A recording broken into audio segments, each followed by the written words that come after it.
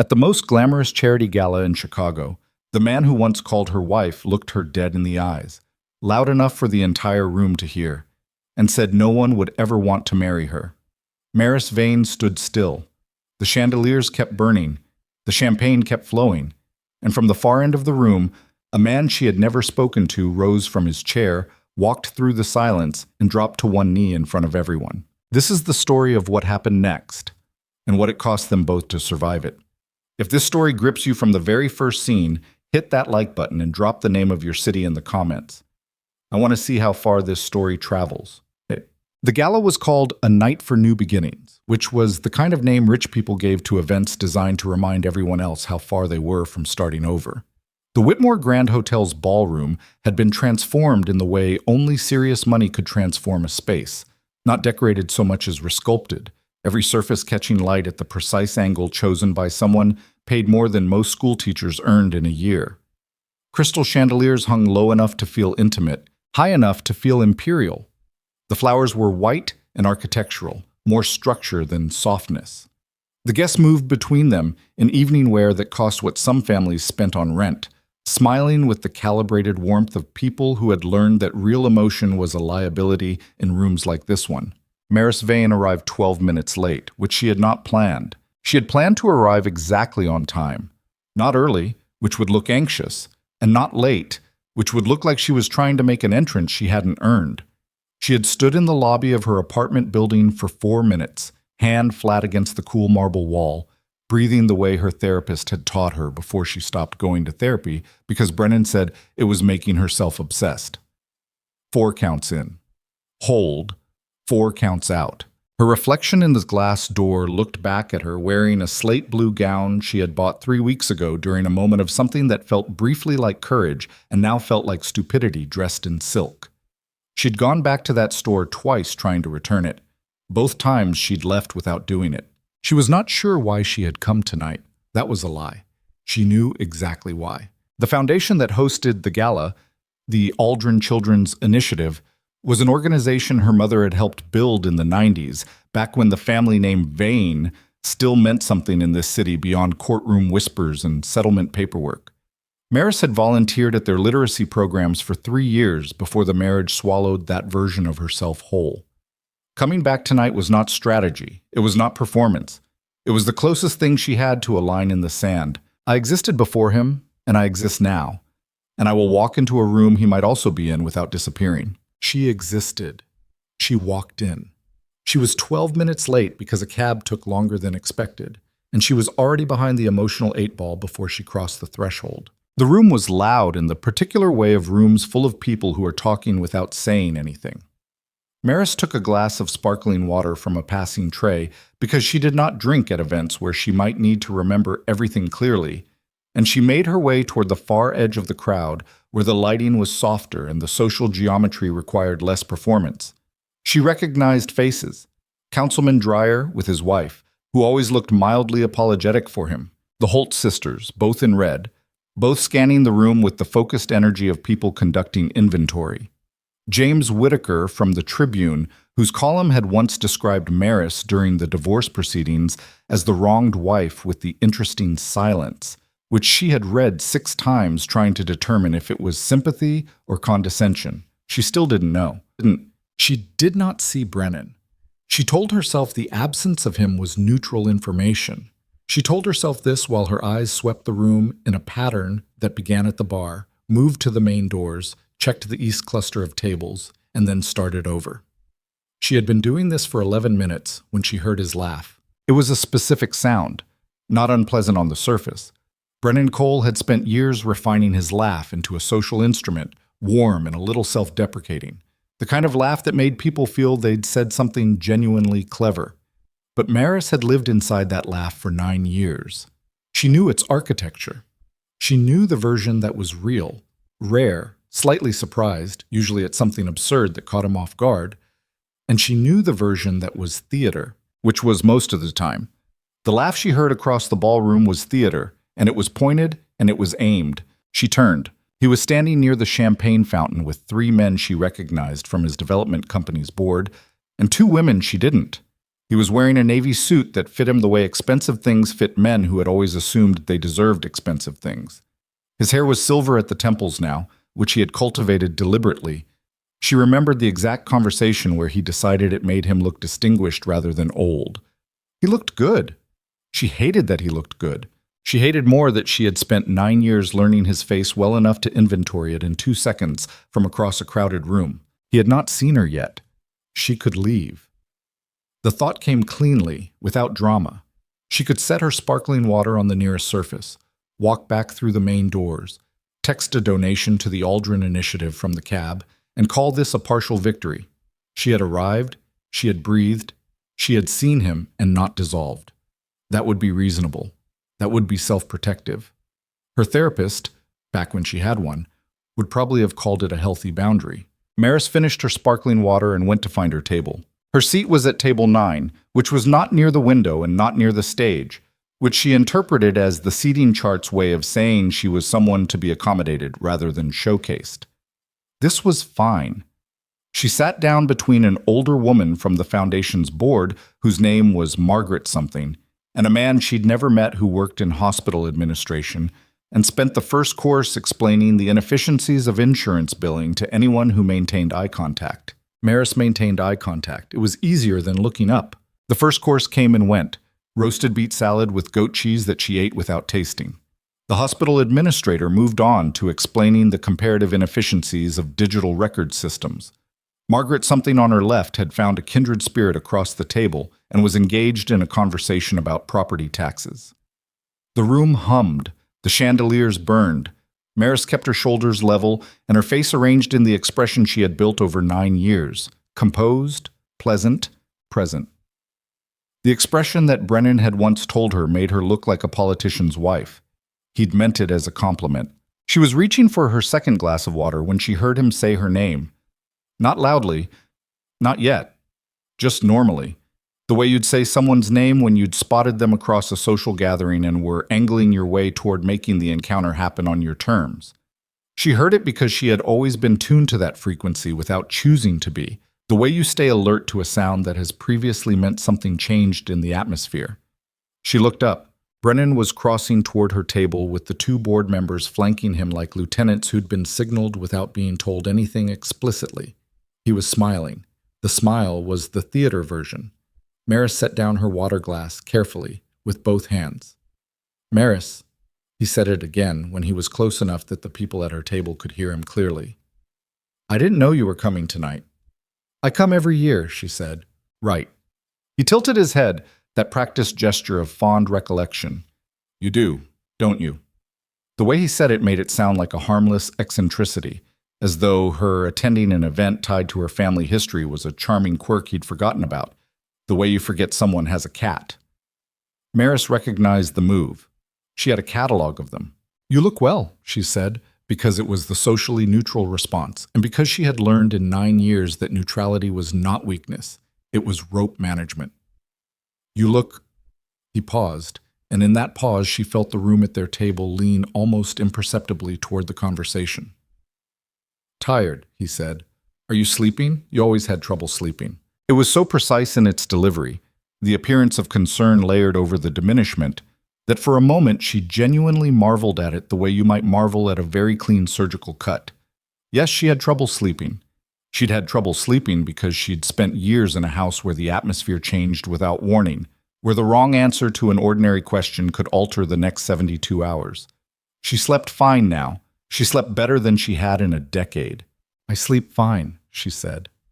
He smiled with something that looked like affection and sat down in an empty chair at the adjacent table, close enough to keep the conversation going without joining hers, which was a specific kind of territorial positioning she also recognized. His 2 board members arranged themselves behind him. One of them was looking at Maris with the particular blankness of someone who had been briefed. "I heard you've been talking to Ashford's people," Brennan said, and there it was. She had known something was coming. There was always something coming. There was always a reason. But she had not known the shape of it tonight. Ashford was a federal investigator. She had had 3 conversations with his office over the past 4 months, all initiated by them, all carefully attended by her attorney. She had said almost nothing. She had listened and confirmed almost nothing. The fact that Brennan knew about those conversations at all was itself information she filed and did not react to.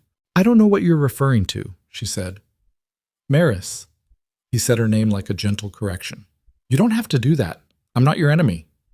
"I know you're not," she said, which was the most deliberately dishonest thing she had said in months, and she said it perfectly flat. He watched her for a moment. Something moved behind his eyes that was not quite the theater version of anything. A flash of something more animal. Then the smile again. He reached for a champagne flute from a passing tray, raised it slightly toward her in a mock toast. "I just worry about you," he said. "I always worry about you. You know that." "I do," she said. "You're not built for the kind of thing you're flirting with," he said, and his voice had shifted. Still conversational, still carrying the pleasant patina of social interaction, but underneath it was something with weight. "You know that too." The table had gone very quiet. Margaret something had stopped talking. The hospital administrator had discovered a sudden interest in his bread roll. Maris felt her heart beating in her throat. Not from fear exactly. She had moved through enough fear in this man's proximity to know what it felt like. And this was adjacent to that, but different, more like the physical response to standing at the edge of something high. She kept her hands flat on the table. She kept her voice calibrated. "I appreciate your concern," she said. Brennan looked at her with an expression she had never had a name for, something between contempt and a strange, frustrated pride, as though she were a problem he'd created and couldn't quite stop admiring. "Nobody's going to believe you," he said. Still quiet. Still wearing the tone of social conversation so that anyone 3 feet away would have thought they were discussing something unremarkable.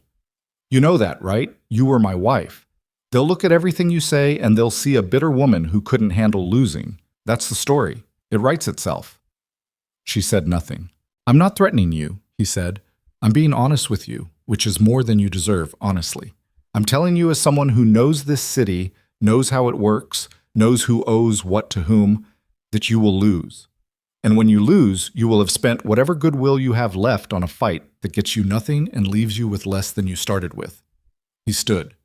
The 2 board members adjusted their positions with the quiet precision of people who had done this before. "Go home, Maris," he said. Not cruel, almost gentle. "You were never built for this." He turned to go. One of the board members laughed at something the other said. A nothing laugh. A social spacer. The table around Maris seemed to resume breathing. Margaret something found her property tax conversation again. The hospital administrator looked up from his bread roll. Maris sat still. She was trying to find the thing inside herself that she needed right now. Not anger, which would be visible, and not collapse, which would be surrender, but something steadier and harder. The thing she had been excavating for 18 months since she signed the divorce papers, and packed 2 boxes and sat in the parking garage of her new apartment building for 40 minutes before she could make herself go inside. She had found it before. She knew it was in there. She was still looking for it when she heard Brennan's voice again, louder now, from 20 feet away where he had rejoined his original group. The laugh, the theater version, and then, not because he was looking at her, not because he had planned it, but in that particular social cruelty of men who have never learned to modulate themselves in public, loud enough. "My ex-wife," he said to someone in his group, nodding back toward her table. "Poor woman. Nobody will ever marry her. You can see it on her. Some women they broadcast it, you know? The desperation." The room did not fall entirely silent. Rooms rarely do in the way stories describe. But the people nearest him heard it, and the people nearest them caught the ripple. And Maris, 20 feet away, heard it with absolute clarity. She felt the heat rise up through her sternum into her throat, felt her face attempt to do something she didn't authorize. She pressed one hand flat against the tablecloth, hard enough that she could feel the individual threads of the linen against her palm. And she used that sensation to anchor herself, because she would not cry. She would not stand up and say something that would be framed as hysteria. She would not give him the footage he needed to construct the narrative he'd already told her he was building. She breathed. She was still breathing, 4 counts in, held, when the room shifted. It was the quality of the silence that changed first. Not everyone stopping, but a radius of stillness expanding from somewhere to her left. The way silence travels when something has happened that people don't yet understand but immediately recognize as significant. She heard a chair move. She heard the particular sound of expensive shoes on marble flooring, measured, deliberate, not rushed. She looked up. She had seen Dario Vale before, the way you see certain people, in photographs, in news coverage framed carefully around what couldn't be proven, in the deliberate negative space of civic conversations where his name would almost be said and then wasn't. He was not a public figure in the way Brennan was a public figure. He was something different, a presence in the city the way certain weather systems are presences, known, tracked, never fully predictable. He was 40-something, dark-complexioned with the kind of stillness in his physical bearing that didn't read as calm so much as controlled. A man who had made a decision a long time ago about how much of himself to let the room see, and had been keeping that agreement ever since. He was walking toward her table, not toward Brennan, not toward the stage or the bar or anywhere that would have made his trajectory legible as anything other than what it was. He was walking toward Maris Vane, and the radius of silence was traveling with him, and every person in his path was stepping aside without being asked. He stopped in front of her. She looked up at him from her chair. His expression was not warm exactly, and not cold. It was the expression of someone who had made a decision and was executing it without apology or performance. He said, "Excuse me." And this was addressed to the table generally, a courtesy that expected acknowledgement rather than requesting it. Then he dropped to one knee, not theatrical, not the kind of gesture that builds toward itself. He went down to one knee the way someone performs an action they have fully committed to, completely, immediately, without the hesitation that would have made it a spectacle instead of a statement. His knee on the marble floor, his eyes level with hers. The room, now, was actually quiet. I heard what he said. His voice was low, not a whisper. A voice that was accustomed to being heard without raising itself. And I'd like to propose an alternative. Maris stared at him. She was aware that she was staring. She was aware that approximately 200 people in the Whitmore Grand's ballroom were watching this, were holding their drinks arrested at various altitudes, were in the process of failing to maintain the comfortable fiction that they were not paying attention. I don't know you, she said. No, he agreed, but I know enough. That's not... She stopped, breathed. That's not how this works. Nobody's ever told you your worth in a room like this, he said. I'd like to be the first man who does it right. It was not a pretty speech. It was not a romantic speech, exactly. It lacked the architecture of romance, the softening language, the appeal to feeling. It was more like a declaration of position. I am here. I have heard what was said. This is my response. She could see behind him Brennan Cole standing perfectly still with his champagne flute held at an angle that suggested his hand had stopped receiving instructions. Maris felt something move through her chest that she didn't have a clean name for. It was not gratitude. She was too wary for gratitude, too trained by experience to take rescue at face value. It was not attraction, though she was not unaware that he was compelling in the way certain dangerous things are compelling. It was something more unsettling than either of those. The sensation of being seen by someone whose seeing cost them something, in public, in front of people who would remember. She said, "You should stand up." I will, he said, when you tell me to. She looked at him. He did not look away. Behind him, the room waited. Stand up, she said. He stood. He was taller than she'd registered.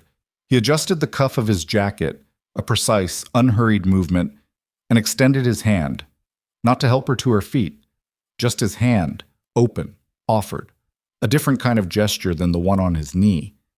This one was optional.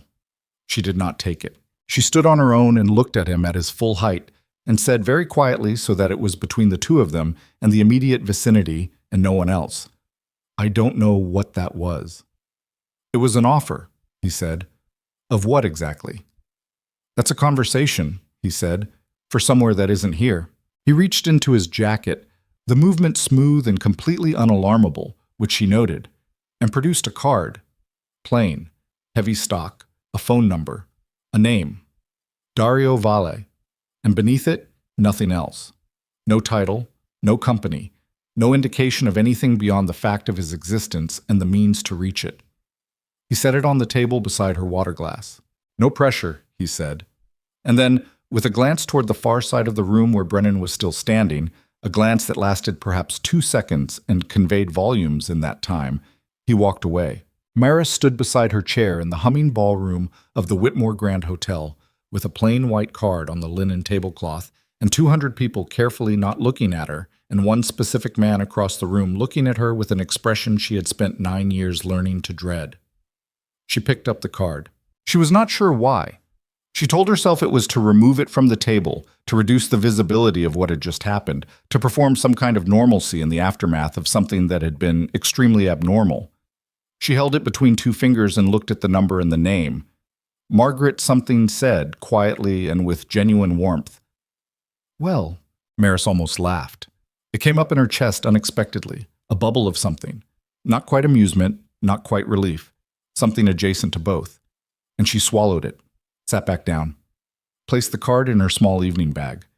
The gala continued around her. She sat through the remaining courses. She sat through the Foundation's presentation and the video testimonials from children whose lives had been changed by literacy programs her mother had built. She applauded at the appropriate moments. She declined the dessert, which was a chocolate something with gold leaf, and accepted a second sparkling water. She was aware, during all of this, of Brennan's position in the room the way you are aware of a weather system, not always looking directly at it, but tracking its location. He left an hour later with his board members and one of the women she hadn't recognized. He did not come near her table again. He did not look at her on his way out, which she recognized as its own form of communication. "I have decided you are not worth acknowledging." She knew this move. She had seen it in the marriage 100 times, the withdrawal of acknowledgement as punishment for some failure to perform correctly. She let it pass through her without taking hold. What she kept turning over, sitting in that ballroom with her sparkling water and her careful posture, was the other thing. She had done her due diligence on Dario Vale, the way you do due diligence on anything that enters your field of awareness when you are in the middle of a federal situation. She knew his name from 3 different contexts. A mention in a city council corruption investigation 2 years ago, where he had been named as a person of interest and then quietly unnamed. A profile in a regional business magazine that had been written with the particular tone of careful neutrality that indicated the writer knew more than they were printing, and a conversation with her attorney 4 months ago when she had asked about the landscape of people who might have overlapping interests with Brennan Cole's exposure. Her attorney had paused before answering. He had said, "Vale is complicated.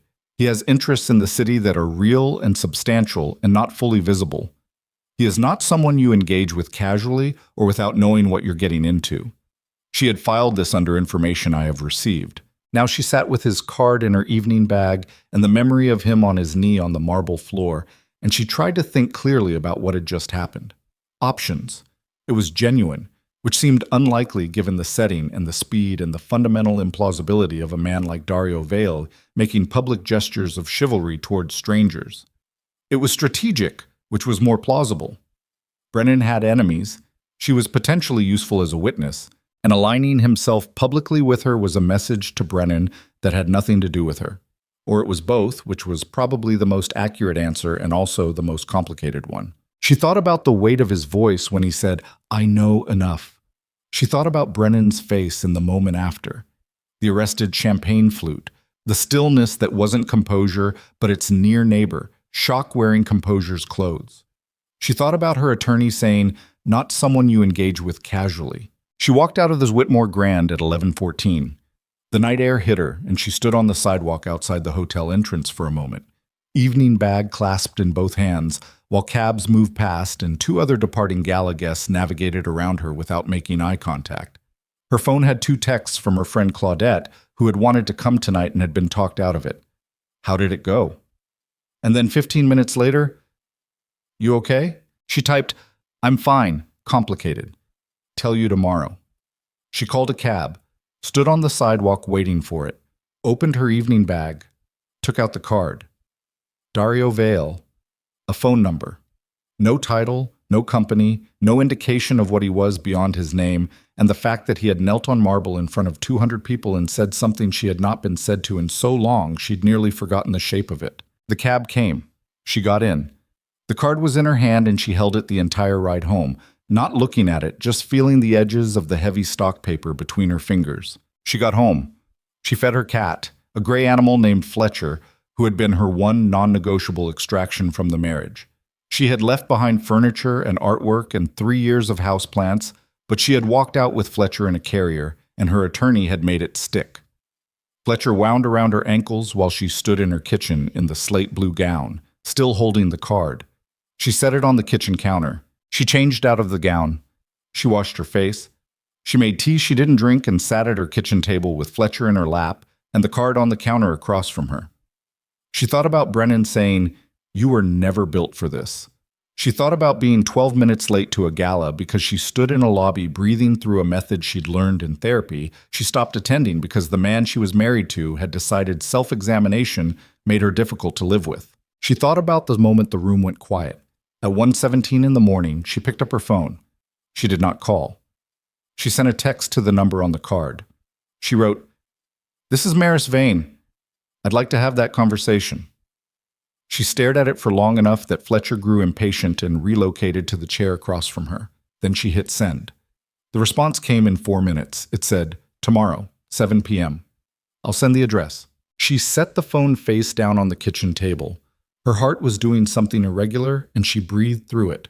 4 counts in, hold, 4 counts out. And she thought, I don't know who this man is. I don't know what he wants. I don't know if this is the kind of mistake that is redeemable or the kind that compounds. What she knew was that she had texted him. What she knew was that when Brennan said nobody will ever marry her, she had felt not devastation, but something that had no clean name. Not indignation exactly, not the clean fire of anger, but something older and more complicated. The feeling of being accurately described by someone who had spent 9 years making sure the description fit. What she knew was that the room had gone quiet when Dario Vale crossed it, and that Brennan's face had done something she had never seen it do before. She went to bed. She lay in the dark with Fletcher heavy and warm against her legs, and she thought, this is either the beginning of something or it is the kind of decision that seems significant in the moment and turns out to mean nothing.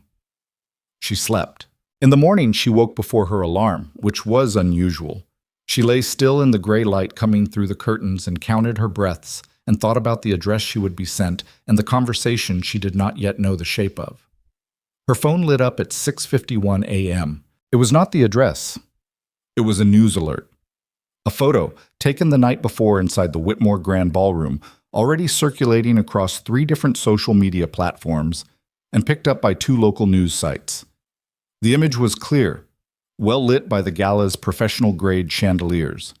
Dario Vale on his knee in front of Maris Vane, her face caught in an expression she couldn't fully read even looking at herself. His profile turned slightly toward the camera, the posture of a man who had made a decision and was not apologizing for it. The caption on the most shared version read, "Chicago's most feared name just went down on one knee, and nobody saw it coming." Her phone was already ringing. It was her attorney. She answered. He said, "Maris, I need you to tell me what happened last night before I read any more of this." She looked at the photo on her phone screen, looked at her own face in it, the slack moment before she'd reconstructed her composure, the split second she'd been caught genuine and unguarded and visible. "I'm going to need you to clear your afternoon," she said, "and I'm going to need you to find out everything there is to know about Dario Vale that isn't already in the news." Her attorney was quiet for 3 seconds. "How much of it," he said, "do I want to find?" Outside her window, Chicago was awake and already talking. She could feel it the way you feel weather before it arrives. The pressure change, the quality of the light, the sense of something building at the edge of things. Her phone had 14 more notifications, and it was not yet 7 in the morning. "All of it," she said. "Find all of it." She hung up, sat on the edge of her bed. Fletcher came and pressed his gray head against her shin, unhelpful and warm. 3 blocks away, in a building whose address would arrive in her messages in 47 minutes, a man she did not yet know was reading the same news alert with the same photograph, and the expression on his face was one that nobody in that ballroom the night before had been positioned to see. And in a penthouse office on the 42nd floor of a building that bore his company's name on the exterior in letters 3 feet high, Brennan Cole was on his phone to someone whose number was not in any publicly searchable database saying, find out everything she knows, and find out how far this goes, and do it before the week is out. The photograph spread through the city like fire through dry paper. And Maris Vane, sitting on the edge of her bed in her apartment that smelled like tea she hadn't finished, and a cat she had refused to leave behind, had 7 hours until the conversation she didn't yet know the shape of, and a choice she had already made without fully understanding that she'd made it. The address arrived at 7:48 in the morning, and it was not what she expected. She had expected something that announced itself. A building with a name. A location that carried the weight of what she now knew Dario Vale to be. Instead, the address was in the West Loop, a converted warehouse district where the streets ran perpendicular to the river, and the buildings wore their age without apology, brick and iron and the particular patina of structures that had survived multiple economic identities. She looked it up on her phone and found nothing attached to the address. No business listing, no registered entity. Just a building number on a street that had been industrial before it was residential, before it was something in between. Her attorney's name was Gerald Foss, and he had been her attorney for 2 years, which meant he had seen her at her most methodical and at her most desperate, and had maintained the same slightly exhausted professionalism throughout. He arrived at her apartment at 9:30 with a leather briefcase and 2 coffees from the place on the corner, which was not a gesture of warmth so much as efficiency. Gerald Foss thought better when his hands were occupied.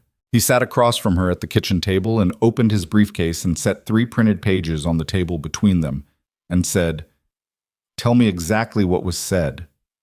She told him. All of it. Brennan's approach, the comments about sleeping, the conversation about Ashford's office, and then the final one, the loud one, the one that had gone out into the room and stuck to the air and then made it into the photograph that was now on its 4th hour of circulation. Gerald listened without interrupting. This was one of his better qualities. When she finished, he looked at the table for a moment and then said, "And then Vale. And then Vale. You'd never spoken to him before." "Never. But you texted him last night." "Yes." Gerald picked up his coffee, set it down. "Maris, I know." "Do you know what his name appears in connection with, or do you need me to?" "I know what his name appears in connection with," she said. "I've known for 4 months. I asked you about him when we were mapping Brennan's exposure. You told me he was complicated." "I told you he was complicated," Gerald said. "What I did not tell you, because I didn't think it was relevant at the time, is that there are at least 2 federal investigations in the last 8 years in which Vale was a person of interest who subsequently became a cooperative element, which means either he has a relationship with federal enforcement that is functional, or he has very good lawyers who are very good at a specific thing." Maris looked at him. "Which is what?" "Making problems disappear before they become indictments." The kitchen was quiet. Fletcher was in the other room conducting some private operation that involved intermittent thumping. "He wants to meet tonight," she said. "I know. I'd like to be there." "He didn't invite you." "No," Gerald said, "but I'm inviting myself. Because you are in the middle of a federal witness situation, and you're about to walk into a private meeting with a man whose interests in this case are unknown and who made a very public gesture in your direction last night that has now been seen by, as of 30 minutes ago, approximately 40,000 people online and is being discussed in terms that will reach Brennan Cole's legal team by this afternoon if they haven't already." Maris wrapped both hands around her coffee cup. "He said he'd explain." "People say that." "I know people say that." She looked at Gerald. "I was married to someone who said that constantly." Gerald was quiet for a moment. Then, "That's different." "Is it?" Brennan's explanations were designed to close off inquiry. "Whatever Vale is doing," Gerald paused, "it's designed to open something. I don't know what yet. That's what concerns me." She thought about the card. Heavy stock. Just the name and the number. No title. "What did you find?" she asked. "You said you'd find everything." Gerald turned over one of the 3 printed pages. Vale's legitimate holdings include a property management company, 2 restaurant groups, a logistics firm, and a minority stake in a private equity fund that invests in Midwest manufacturing. Combined, they employ approximately 400 people and generate revenue that, on paper, makes him a successful regional businessman. On paper. On paper. Gerald turned over the second page. Off paper, or as far off it as we can get in 4 hours, There are persistent, well-sourced rumors that his actual financial structure is significantly more complex and significantly less visible. The restaurant groups in particular are flagged in two separate financial crime analyses as potential layering operations. The logistics firm has contracts with three entities that appear in the same document sets as Brennan's development company. Maris looked up. Say that again. Vale's logistics firm has documented business relationships with entities that also appear in the financial records we've been building around Brennan's operation. The coffee cup was warm in her hands. She focused on that. So he's not... She stopped. He's not coming at this from outside. He's already inside it. That appears to be the case, Gerald said, which means his interest in you is not coincidental or personal. It is strategic, and the question is whether his strategy and your strategy overlap enough to be useful or whether they diverge in ways that would damage your position. Or both, she said. Or both, he agreed. She sat with this. Outside the window, a city bus went by. A pigeon landed on the fire escape railing and then decided against it. He knows what Brennan has, she said. Doesn't he? Gerald said nothing, which was its own answer. That's why he was there last night, not because of the gala, not because of me specifically. She was thinking out loud, and Gerald had learned to let her. He was watching, and Brennan made the mistake of being visible in a way he couldn't resist. That's a reasonable interpretation. But he still knelt, she said, in front of 200 people. That's not surveillance. That's a declaration.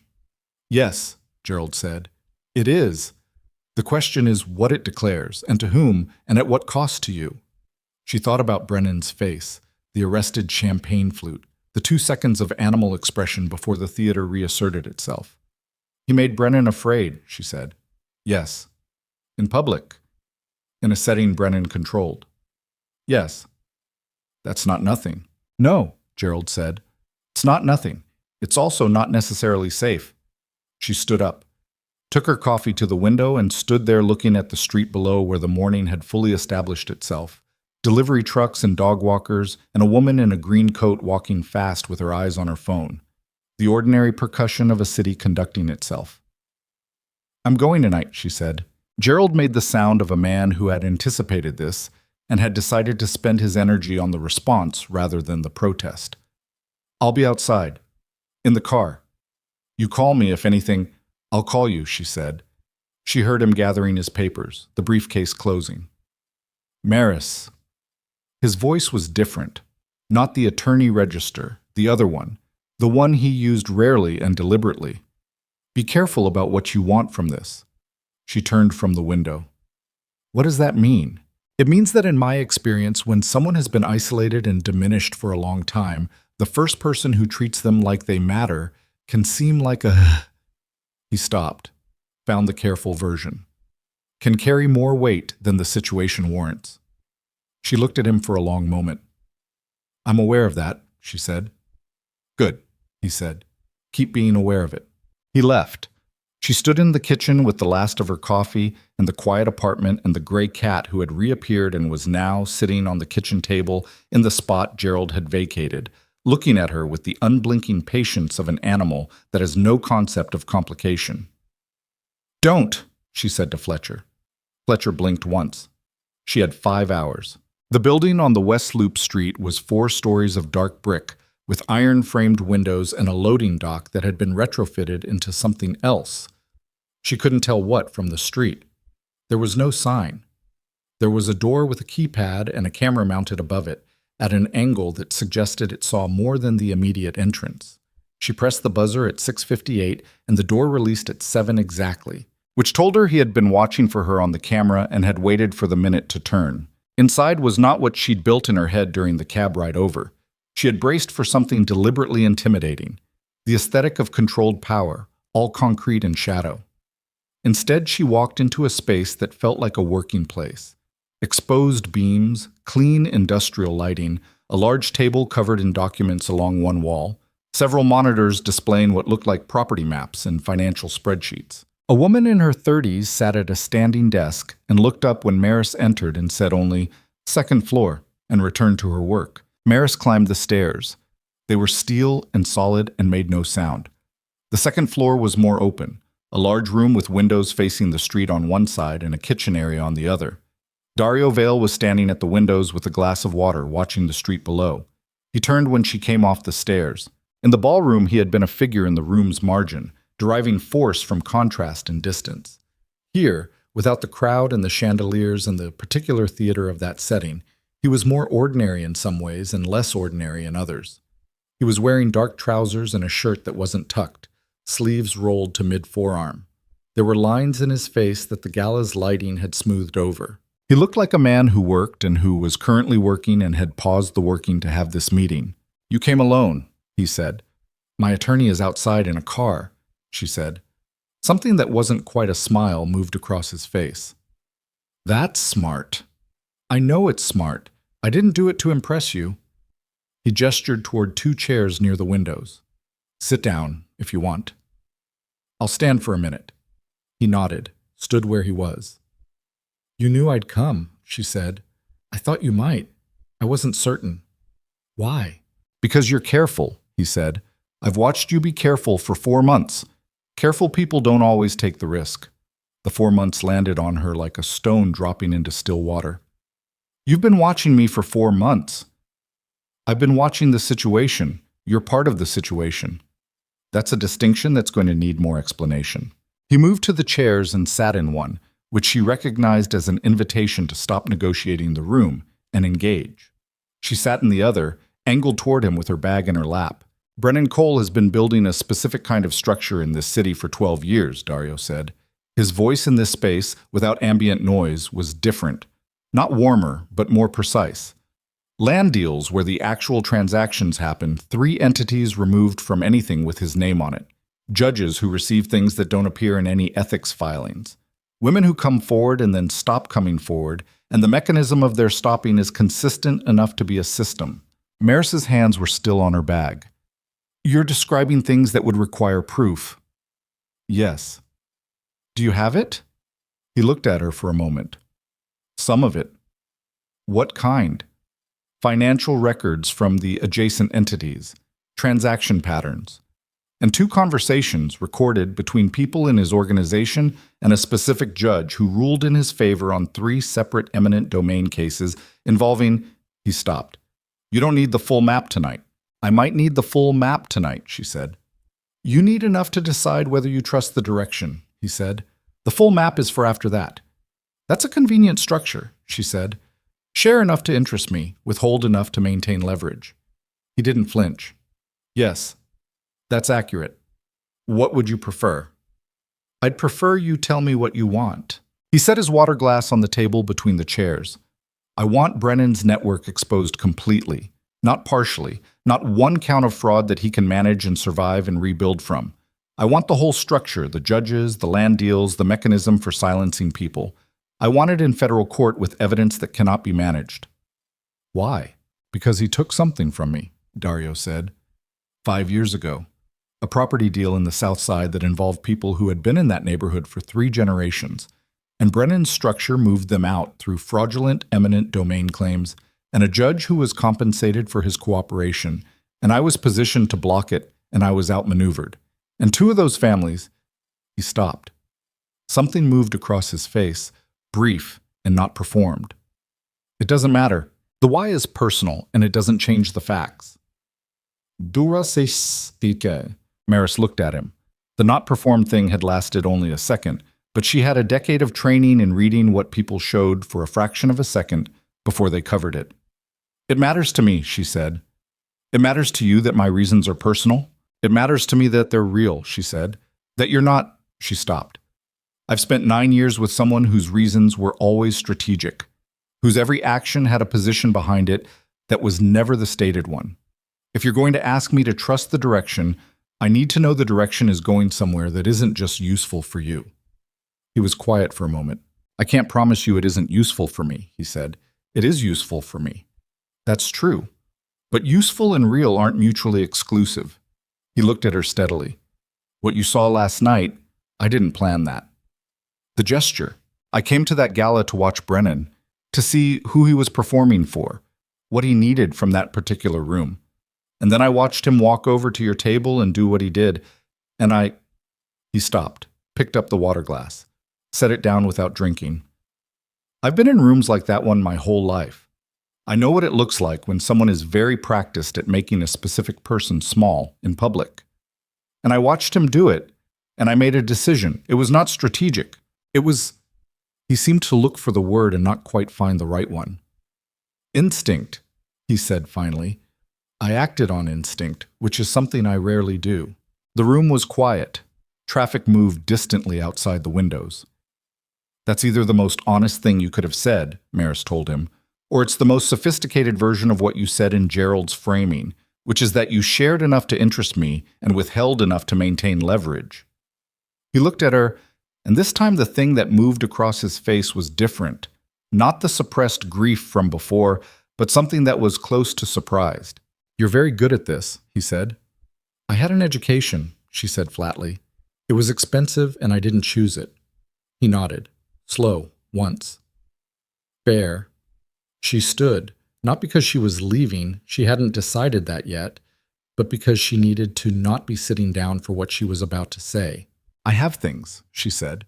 I want to be careful about how I say this, because I have an attorney and I'm in an active federal situation, and I'm not going to be stupid about this just because you made a gesture that... She stopped, breathed. I have things that Ashford's office doesn't have yet. Documentation. Things I kept during the marriage, because some part of me that was functioning even when most of me wasn't understood that I might need them. Dario was very still. I kept records, she said. Dates, amounts, names. I photographed documents I wasn't supposed to have access to. I have a record of a conversation between Brennan and a man named Terrence Falcone that... She stopped again. I have things. How long have you had them? Dario said. His voice was careful in a new way. 3 years, she said. I started 2 years before I left. He stood. He didn't move toward her. He just rose, the way people rise when something changes the weight of a room. Ashford's office, he said. Do they know the scope? They know I have something. They don't know the scope. She looked at him. Nobody knows the scope. Not Gerald, not my sister. Nobody. Why are you telling me? She had asked herself this in the cab on the way over. She had asked herself this while standing in front of her closet, choosing what to wear. She had asked herself this in the elevator of her apartment building at 6:30 on her way out. Because you were the one who stood up, she said.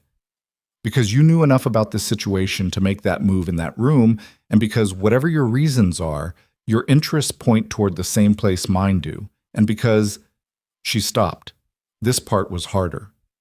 Because I have been very careful and very alone with this for 3 years, and I am tired. I am so tired of carrying it alone. The room was quiet. Outside, a car passed. The light from the windows had shifted into the long gold of early evening. I'm not asking you to trust me completely, Dario said. I'm not asking you to trust me at all, yet, but I want to show you something. He moved to the large table along the wall, the one covered in documents, and spread his hand across a section of it. Come look.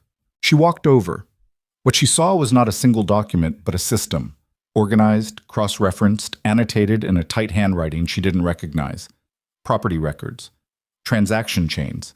Names she didn't know and names she did, including one that made her breath catch. Falcone, she said. Terrence Falcone appears in 6 of our chains, Dario said. He was standing beside her, close enough that she could see the documents and see him in her peripheral vision. He's the connective tissue between the land deals and the judicial relationships. If your records include him, they include him. The silence that followed had a different quality than the silences before it. This one had mass. Then we have a complete picture, Dario said. What we've built and what you've kept. Together, it doesn't leave gaps. He paused. There are no gaps. There's nowhere for him to go. Maris stared at the documents. She thought about 3 years of keeping this. The external drive, the size of a thumb, that she moved every 6 months to a different location.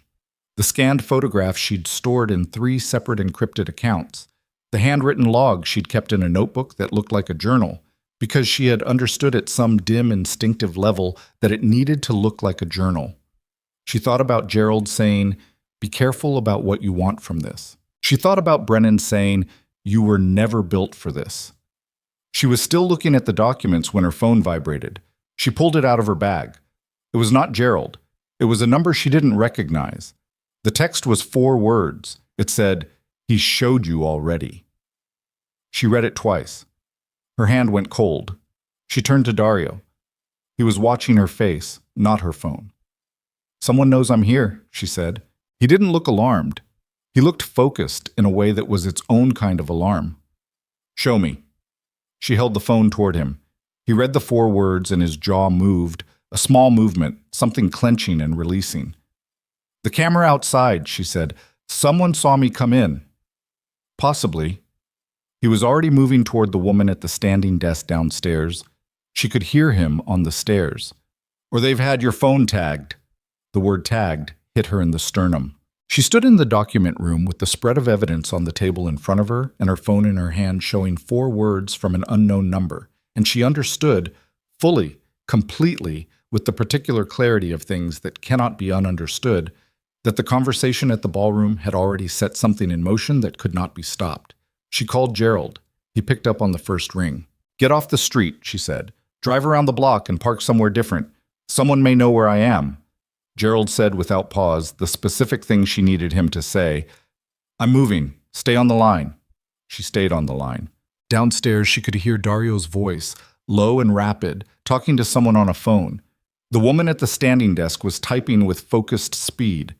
The building, which had seemed quiet when she entered, now felt like it was humming at a frequency just below audible. Her phone showed Gerald's open call. She looked at the text again.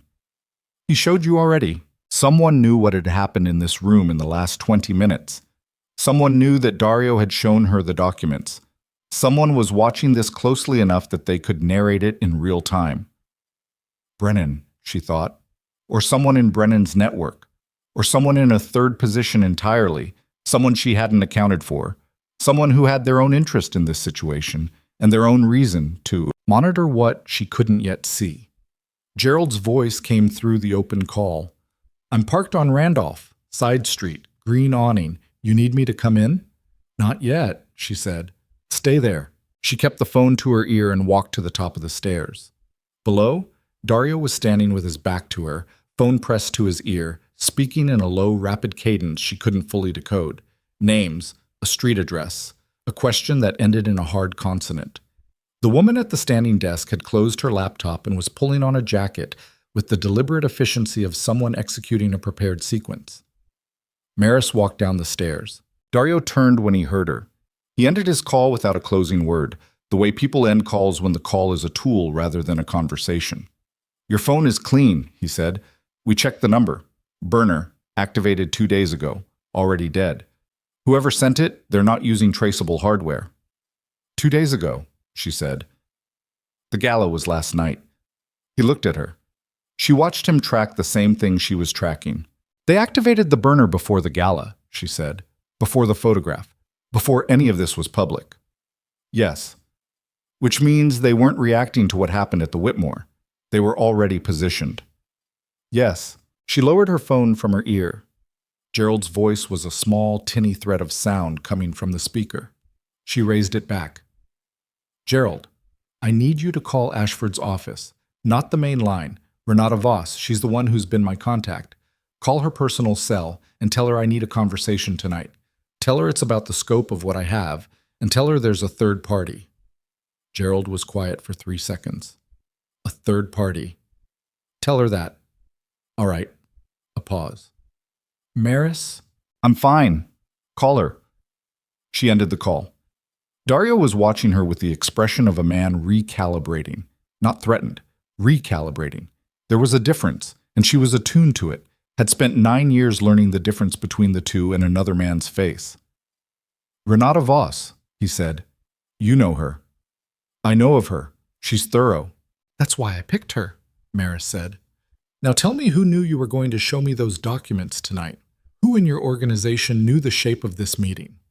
He didn't answer immediately, and that pause was information. "Dario, 2 people," he said. "Petra, the woman you saw downstairs, and a man named Cal Bridger who runs logistics for my operation and who has been building the financial chain on Brennan's entities for 14 months. Where is Bridger right now? Another pause, shorter but present. He was supposed to be here tonight, Dario said. He pulled out his phone, looked at the screen. Something moved across his face that she hadn't seen there before. Not the suppressed grief from earlier, not the recalibration, something older and more dangerous. He's not answering. The room felt different. The air in it had changed composition. How long have you known him? Maris said. 11 years. And Petra? 6. She looked at the standing desk where Petra had been working, the closed laptop, the jacket pulled on with practiced speed.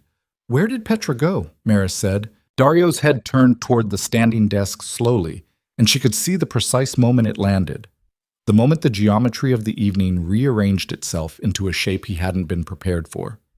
He moved to the desk in 4 steps and opened the laptop. The screen required a password. He typed it. She looked away from habit, the habit of 9 years of living with someone who made privacy a performance and surveillance a right. And she heard the keyboard, and then she heard nothing, which was worse. Her remote access was opened at 6:43, he said, 17 minutes before you arrived. Maris stood very still. What did she access? The document index. His voice was flat in a specific way, the flatness of a man keeping a lid on something that could take the room apart. The cross-referenced file. The full chain. The same chain you showed me. Yes. She sent it somewhere. Yes. The word landed like something dropped from a height. Maris walked to the window that faced the street. The West Loop evening had settled into its specific palette. Orange-gray light, the distant rhythm of the elevated train, a FedEx truck double-parked across the street with its hazards blinking in patient orange intervals. Ordinary. Proceeding. Unaware. She's been feeding him, Maris said. It wasn't a question. I don't know that yet. You know it? She said. You're not ready to say it yet. That's different. He came to stand beside her at the window. Not close. A respectful distance, or a careful one. She wasn't sure which. She could see his reflection layered over the street below, his face in the glass doing something controlled and difficult. 6 years, he said, very quietly. I know, she said. And she did know. Not the specific number, but the specific weight of it. The way time with someone becomes its own argument for their trustworthiness. The way longevity masquerades as reliability. She had 9 years of evidence for this. Her phone rang. Gerald. She answered. Voss will talk, Gerald said. She wants you at the Federal Building at 9 a.m. tomorrow. She said, and I'm quoting, tell her not to bring anything physical tonight and tell her to stay away from Vale's building. Maris looked at Dario's reflection in the window. She knows I'm here, Maris said. Apparently. How long has she known? Gerald's pause was the careful pause of a man who had just learned something and was deciding how to deliver it. She said she's had eyes on Vale's operation for 6 weeks. She said, Maris, she said they picked up communications 3 days ago suggesting Brennan was about to move against you, against your testimony specifically. The elevated train passed in the distance. The FedEx truck pulled away. What kind of move? Maris said. She didn't say on the phone. She said tomorrow, 9 a.m. She ended the call. She turned from the window. Dario was looking at her with the full weight of his attention, which was a substantial thing. Not the social attention of the ballroom performed for a room, but the focused, stripped-down attention of a man who had just had his operation compromised and was reassessing every element simultaneously. Voss has had eyes on your building for 6 weeks, she said. He absorbed this without visible reaction, which was itself a reaction. And Brennan is planning a move against my testimony, she said. Something specific. Something that Ashford's office picked up in communications 3 days ago and hasn't told me about yet, which means either they were waiting for the right moment or they were deciding how much to tell me, which means they don't fully trust what you'll do with it, Dario said. Yes. She looked at him. Which is what you should have led with tonight, instead of the documents. You should have told me Brennan was already moving. I didn't know the specifics of his move. But you knew he was moving. That's why you were at the gala. That's why you were watching. He held her gaze. Yes. The word fell between them clean and complete, and she let it sit there. "What does he have on you?" she said. Dario was quiet. "Not what you have on him. What he has on you." Because Petra didn't just hand over your chain, she handed it to someone who is going to use it, which means whatever she sent tonight either implicates you in the same structures you've been documenting against him, or it gives him leverage over something in your operation that you can't expose to federal scrutiny. She watched his face. "Which is it?" He turned from the window and walked back toward the document table.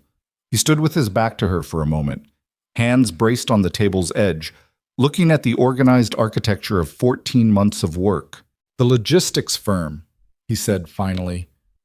"The contracts with Brennan's adjacent entities. I told you tonight that they exist. What I didn't tell you is that those contracts were not observation. They were participation. 4 years ago, before I understood the full shape of what he was building, I moved money through 2 of those entities. Not land fraud, not judicial corruption, freight contracts that turned out to be fronts for something else." He turned back to face her. "I exited when I found out what they were. I have documentation of the exit, but the entry is still there. And in the right hands, presented in the right way, it looks like you were part of it," she said. "Like I was part of it," he said. "Yes." The room was very quiet. Maris stood in the middle of it with her bag over her shoulder and her phone in her hand, and the window behind her showing the ordinary evening of a city that had no idea what was happening in this building. And she looked at Dario Vale, this man she had known for exactly 1 day, who had knelt on marble in front of 200 people and told her someone should know her worth, who had 14 months of documented evidence and a 6-year associate who had just handed it to the enemy. And she thought, this is what it looks like when someone is complicated. Gerald had used that word, complicated. She had thought she understood it. She had not fully understood it. Her phone buzzed. Not a call, a notification. She looked at the screen and felt the floor shift under her without moving. It was a news alert. Not one of the outlets that had covered the gala photograph. A different outlet. A tabloid-adjacent digital site that operated in the specific space between journalism and weaponized rumor. The kind of outlet that published things at speed because verification was someone else's problem. The headline read, "Federal Source, Gala Woman at Center of Mob Entanglement. Was Maris Vane's divorce a setup?" She read the first paragraph. Her name. Dario's name. The phrase sources close to federal investigators, which was the specific construction used when someone wanted to imply official confirmation without having it. The suggestion, not stated, carefully not stated, staying just inside the liability line, that Maris had approached Dario Vale, that the gala moment had been orchestrated, that she was not a witness but a collaborator. She turned the phone toward him. He read it. His jaw tightened in that small way she'd begun to recognize. "That's Brennan's playbook," she said. "Make me look unstable, make me look compromised, make everything I say look like it comes from a woman who is either deluded or dirty." Her voice was steady. She was very deliberate about keeping it steady. "He said it to my face last night. He said they'll look at you and see a bitter woman. He wasn't describing what might happen. He was describing what he was going to make happen." "Yes," Dario said. "And now he has Petra's files, which he will use to paint you as the criminal who recruited me, which paints me as either his victim or his partner, neither of which leaves me as a credible—" She stopped, breathed. "If I walk into that federal building tomorrow, everything I have is poisoned. By this article, by the connection to you, by the fact that Brennan has the same financial chain I was about to hand over, and he'll preempt it, he'll contextualize it, Maris. He'll bury it," she said. "He'll bury all of it, and he'll bury me with it, and he has been planning this, not since the gala, since the burner was activated 2 days ago, since he knew I was going to— Maris." Dario's voice was quiet, but it had enough weight to stop her. She looked at him. "Breathe." "I am breathing." "You're not." She was not. She made herself do it. Chest expanded, held, released, and the room came back into slightly sharper focus. "There's something else," he said. His voice had the quality of a man who is deciding to say the thing he doesn't want to say because not saying it is worse. "Something I need to tell you before tomorrow." She looked at him. "Brennan's moved to Aisha," he said. "The one Voss picked up communications about 3 days ago. I think I know what it is." He crossed to a different section of the document table, not the main chain, a smaller folder off to the side that she hadn't examined. He opened it and turned it toward her. Your father. The word landed on her sternum like a fist. What about my father? She said. Her voice came out smaller than she intended. His business in 2009 and 2010, Dario said. He was in a bind. You probably know pieces of this. The recession hit his construction firm hard. He needed bridge financing, fast, and the legitimate channels were closed. He paused. He went to someone in Brennan's network. Not Brennan directly. This was before your marriage, before you were in the picture. But the money that saved your father's company came from an entity that is 3 steps from Brennan's core structure. She stared at the folder. He's going to use it, she said. The words came out with a kind of terrible evenness. The evenness of someone who has heard something devastating and whose system has not yet decided how to process it. He's going to say my father was corrupt. He's going to say the Vane family has been connected to. He's going to say I was born into this, that the testimony is compromised from the root, that I'm not a witness, I'm a plant, Dario said. Yes, or a loyalist protecting a family that has been in the network longer than the marriage. My father didn't know, she said. I believe you. He needed money, and someone gave it to him, and he didn't ask the right questions. I believe you, Dario said again, steadier. It doesn't matter if you believe me. Her voice cracked on the last word, not into tears, into something harder, something that was rage finding the surface before she could redirect it. It matters what a jury believes. It matters what Ashford's office believes when they see the connection. It matters what that... She gestured at her phone, at the article still showing on the screen. That garbage site says when Brennan feeds them the next piece and the next one. She sat down in the nearest chair. Not elegantly. She simply ran out of the energy it took to stand, and she sat. She sat with her hands in her lap and looked at the floor, which was sealed concrete, and she thought about 3 years of an external drive moved every 6 months. She thought about a notebook that looked like a journal. She thought about the 4 months of conversations with Ashford's office, careful, measured, giving them almost nothing while she figured out if they could be trusted with everything. She thought about Gerald's voice on the phone tonight. I'm moving. Stay on the line. And the particular exhaustion of a man who had been managing her careful navigation of this for 2 years. She thought about her father, a man who had worked 40 years building something honest and had needed a bridge in a bad year and had taken money from a source he hadn't interrogated fully, which was a human failure and not a moral catastrophe, except that Brennan Cole was going to make it into one. She thought about standing in the lobby of her apartment building 12 minutes before the gala, hand flat against the cool marble, breathing through a method she'd learned in a therapy she stopped attending. He was going to do this regardless, she said. Her voice was flat now, processed. Whether I came here tonight, whether the photograph existed, whether Dario Vale had ever walked across a ballroom, he had this in reserve and he was going to use it when he needed to.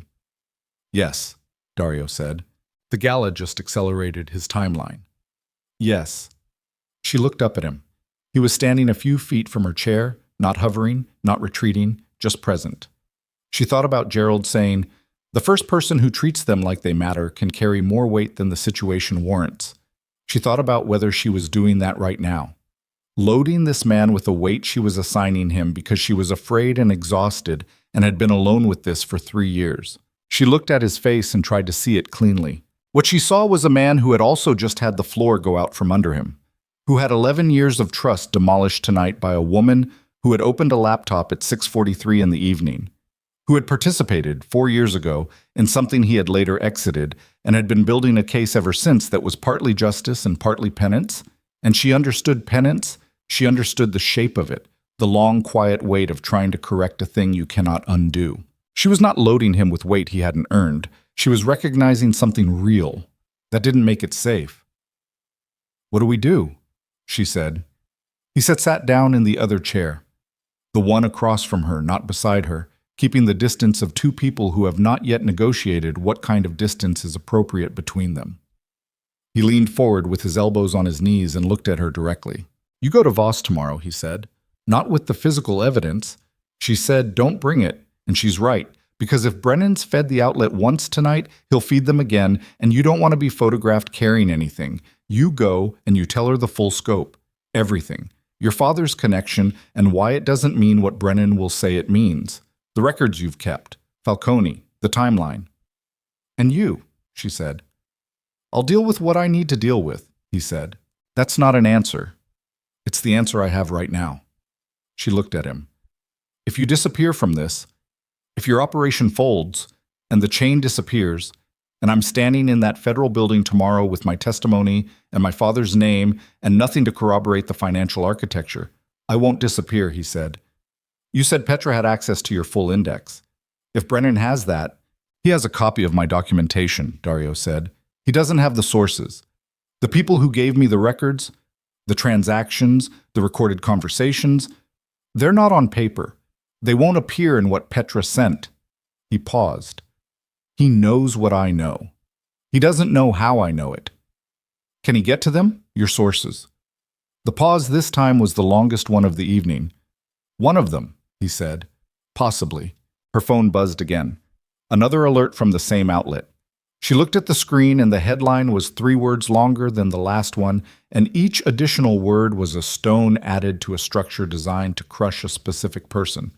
Her name was in it again. Her father's name was in it. She showed him the screen without speaking.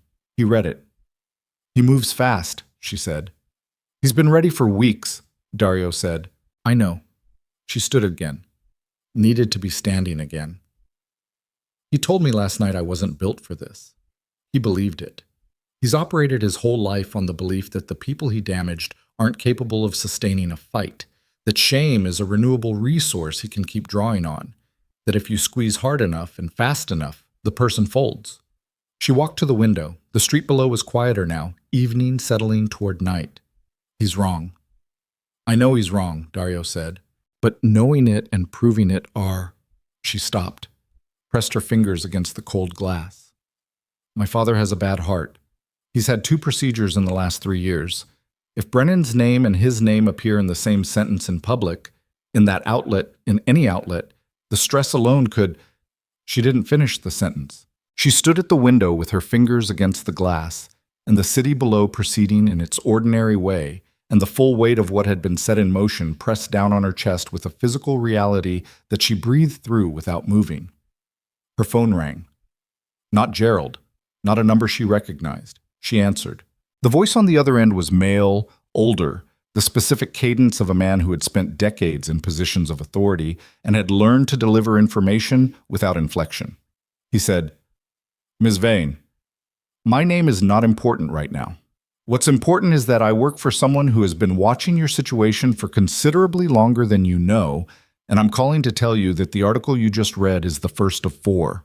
The remaining 3 will publish in the next 72 hours unless you do exactly one thing. Tasa. She said nothing.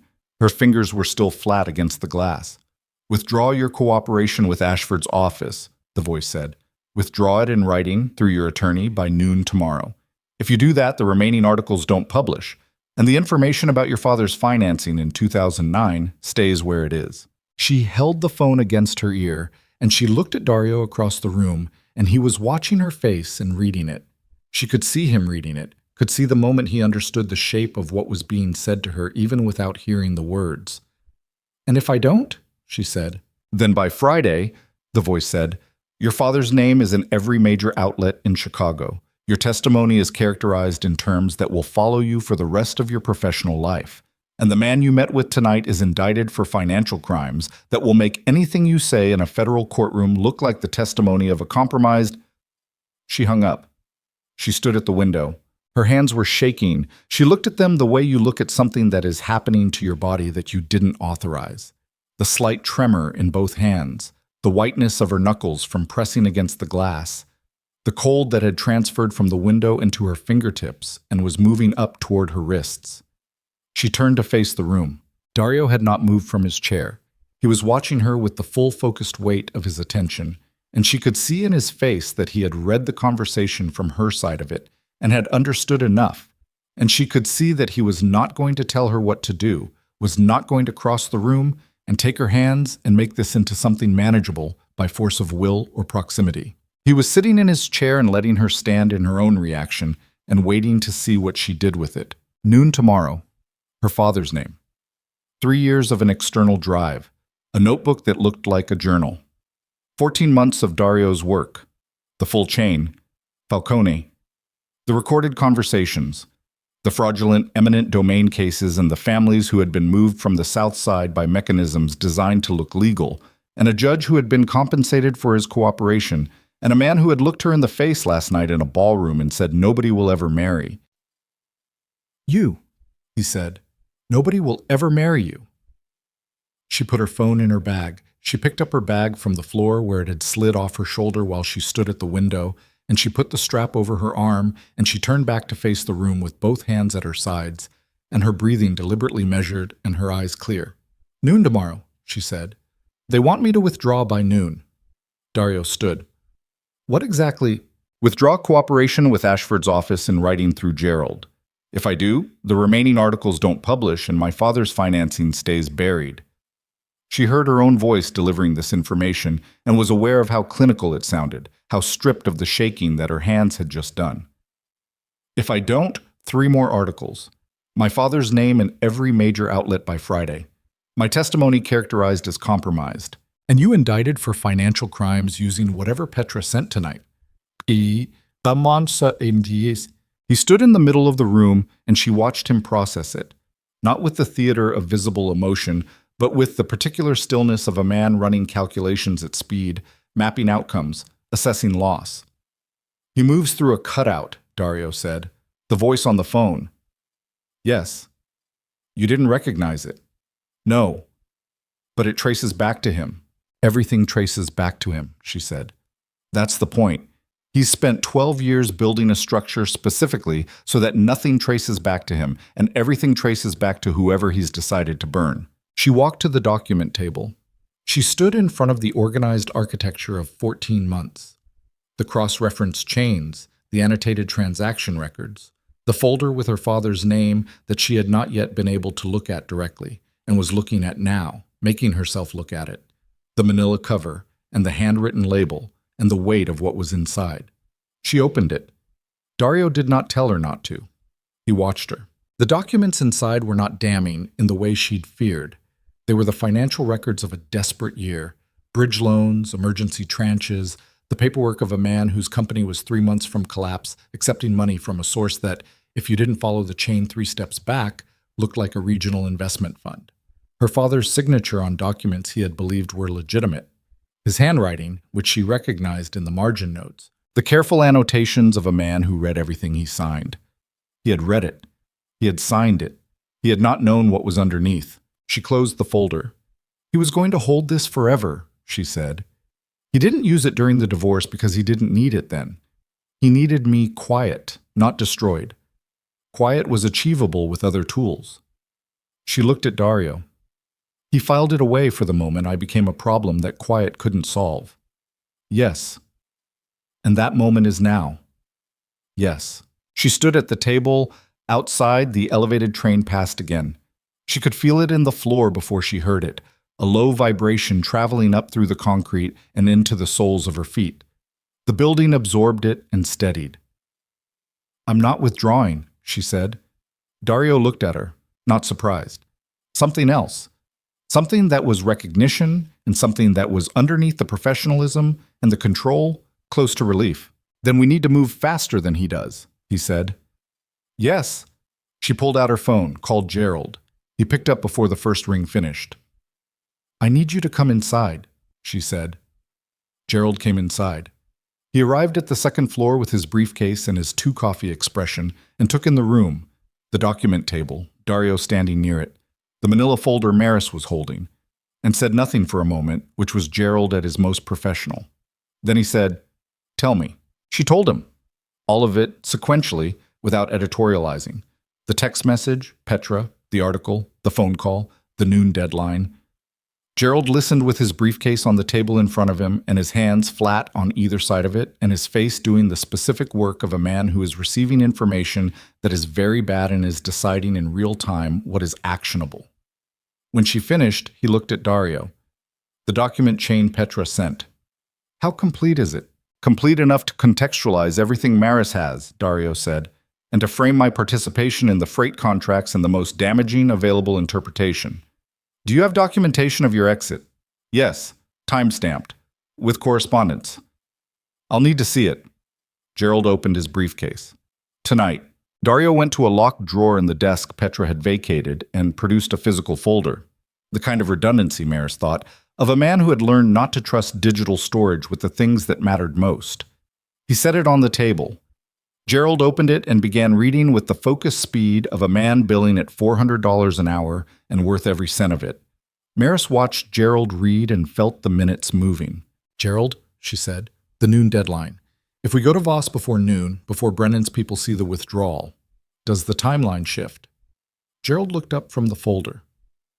Possibly. If Voss can move fast enough to get a protective order on the publications, and if we can characterize the phone call as witness tampering. He stopped. It was witness tampering. You recorded it? No. Gerald closed his eyes for exactly 1 second, opened them. Fine. Your testimony of the call is still something. Combined with the burner phone record and the article timing, there's a pattern argument. He looked at Dario. The freight contract exit documentation. This is clean. It should be. It is. It doesn't eliminate the problem, but it contextualizes it in a way that makes the indictment threat significantly harder to execute. Gerald straightened the folder's pages with the precise alignment of a man who uses physical order to manage mental chaos. Here's the problem. Everything I'm describing requires Voss to move in the next 12 hours, which requires her to be willing to move in the next 12 hours, which requires her to believe the full scope of what Maris has is worth the speed. She'll believe it, Maris said. You haven't told her the full scope. I'm going to, tonight. She looked at Gerald. Call her back. Tell her I need to meet tonight. Not tomorrow at 9. Tell her it can't wait. Gerald looked at her for a moment. The attorney look. The one that was assessing risk tolerance and finding either something alarming or something that had settled into determination, she wasn't sure which. And then he picked up his phone. He stepped toward the staircase to make the call. Maris turned back to the table. Dario was standing at the window now where she had stood before. His back was to her, looking at the street below, and she could see in the set of his shoulders the particular tension of a man who was holding something by force of discipline rather than by its natural weight. Cal Bridger, she said, your logistics man. He still hasn't answered. No. Do you think Petra turned him or Brennan has him? Dario turned from the window. The light from the street was behind him, his face in shadow. I think Cal made a decision about where this was going and decided to manage his exposure before the building came down. He paused. He's not a bad man. He's a man who has been watching this case build for 14 months and recently concluded that it was not going to end the way I told him it would end. And Petra, something in his jaw. Petra believes in outcomes. She watched the article go up tonight and she made a calculation. He moved away from the window. I was wrong about her. I was wrong about what she was capable of when she was afraid. People do terrible things when they're afraid, Maris said. Yes. I know. I almost did. She looked at him directly. I almost withdrew. In my head, in the 30 seconds after that phone call, I ran the scenario. My father's health, the articles, your exposure. I ran all of it. And I found the place in myself that wanted to fold. But you didn't, he said. Not yet, she said. The night's not over. Gerald came back up the stairs. Voss will meet. 11 p.m. Federal Building, side entrance on Adams. She said... He looked at Maris with a specific expression. She said, come ready to give her everything. Maris felt something move through her chest. Not relief. Not yet. Something more like the sensation of a decision made in the body before the mind has fully signed off. The physical knowledge of a direction. I need to get the drive, she said. And the notebook. Gerald stared at her. Maris, the physical evidence, you said it's in a storage unit in Evanston. She was already calculating. 40 minutes round trip if traffic is clear. We have 3 hours before Voss. You said you moved it every 6 months. Last moved it 6 weeks ago. It's there. She looked at him. I need to go get it. I'll come with you. No. She was firm. I need you here going through Dario's exit documentation and building the argument for the freight contracts. Because when I walk into that federal building tonight, I am not walking in alone, and I am not walking in with a half-built case. Gerald looked at Dario. A long look, the kind that was conducting its own assessment independent of anything either of them had said.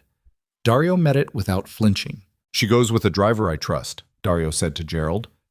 Not to Maris, to Gerald, because he had understood that in this moment the permission structure required acknowledgement from the attorney, not the principal. Someone who isn't connected to anything Petra had access to. Gerald looked at Maris. Your call. Fine, she said.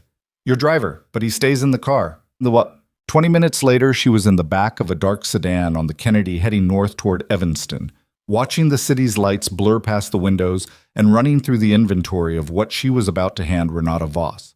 The driver was a man of about 50 with a flat cap and no apparent interest in conversation, which suited her completely. She sat with her bag in her lap and her phone showing Gerald's number on standby and the city opening up ahead of her. The storage unit was a climate-controlled facility on a quiet street 3 blocks from the lake.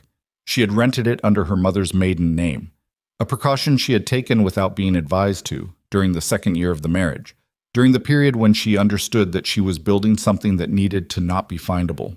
She had paid a year in advance in cash every year since. The facility was open until midnight. She badged in, walked the corridor to Unit 114, worked the combination lock with hands that had steadied during the drive, and pulled open the door. The unit held 3 boxes of her mother's papers, a genuine reason to have rented it. And behind them, in the back left corner, a fireproof box the size of a large hardcover book. She carried it to the table in the corridor and worked the second combination lock and opened it. The external drive was there. The notebook was there. A sealed envelope she had prepared 14 months ago containing a written account of the recorded conversation she had overheard between Brennan and Terence Falcone, written immediately after, dated with the specific details that a recording would have captured if she'd had time to start one.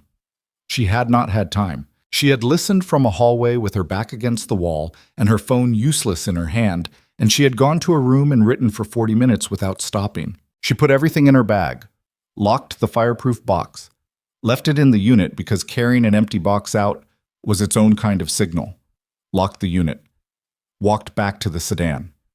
She was 40 minutes from the federal building. She called Gerald.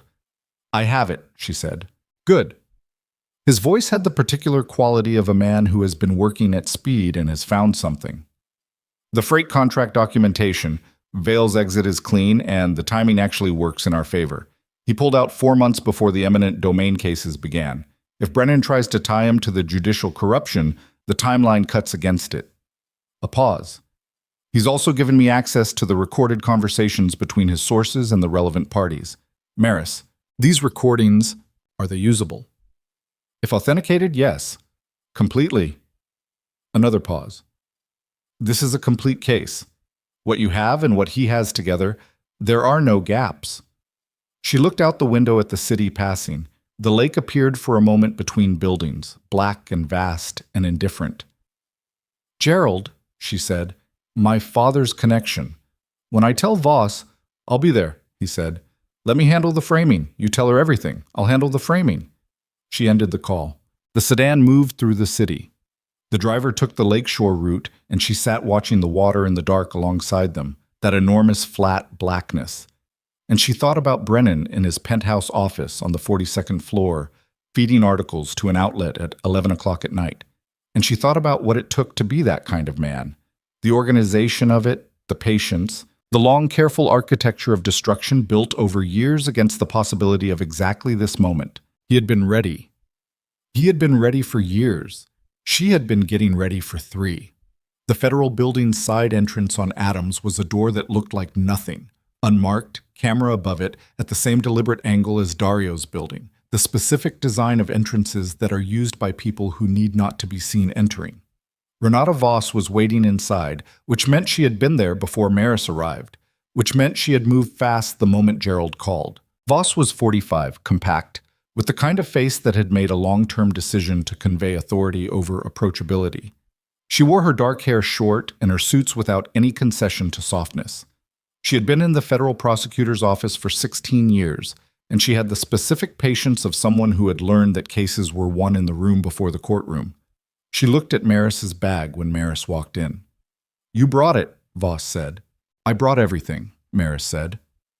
They sat in a room that was not an interrogation room but had the same stripped-down functionality: table, chairs, fluorescent light, no window.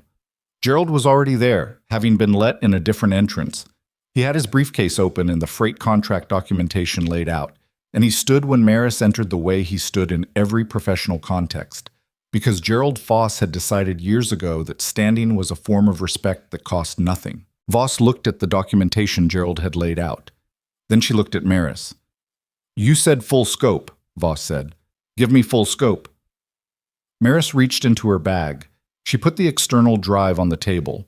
She put the notebook on the table. She put the sealed envelope on the table. She sat down. "3 years ago," she said, "I started keeping records. I'm going to tell you what is on that drive, what is in that notebook, and what is in that envelope. And then I am going to tell you about a man named Terrence Falcone, and about a judge, and about a conversation I overheard in a hallway of my own house that I could not record in time but wrote down in detail within 20 minutes of hearing it. And then I am going to tell you about my father and what Brennan Cole intends to do with that information, and why it does not mean what he will say it means." She looked at Voss directly. "And then you are going to tell me what you can do before noon tomorrow. Because if the answer is nothing, I need to know that now, while I still have decisions to make." Voss looked at her for a long moment. The fluorescent light hummed. Gerald's pen rested against a legal pad. "Start talking," Voss said. She talked. She talked for 2 hours and 11 minutes, which she knew because she looked at the clock on the wall when she started and looked at it, when Voss held up a hand and said quietly, "Stop. I need to make a call." It was 1:47 in the morning. She had told Voss everything. The drive's contents, dates, amounts, the names of Brennan's adjacent entities and their transactions, the pattern of money moving through structures designed to be opaque, and the points where she had been able to identify the underlying reality.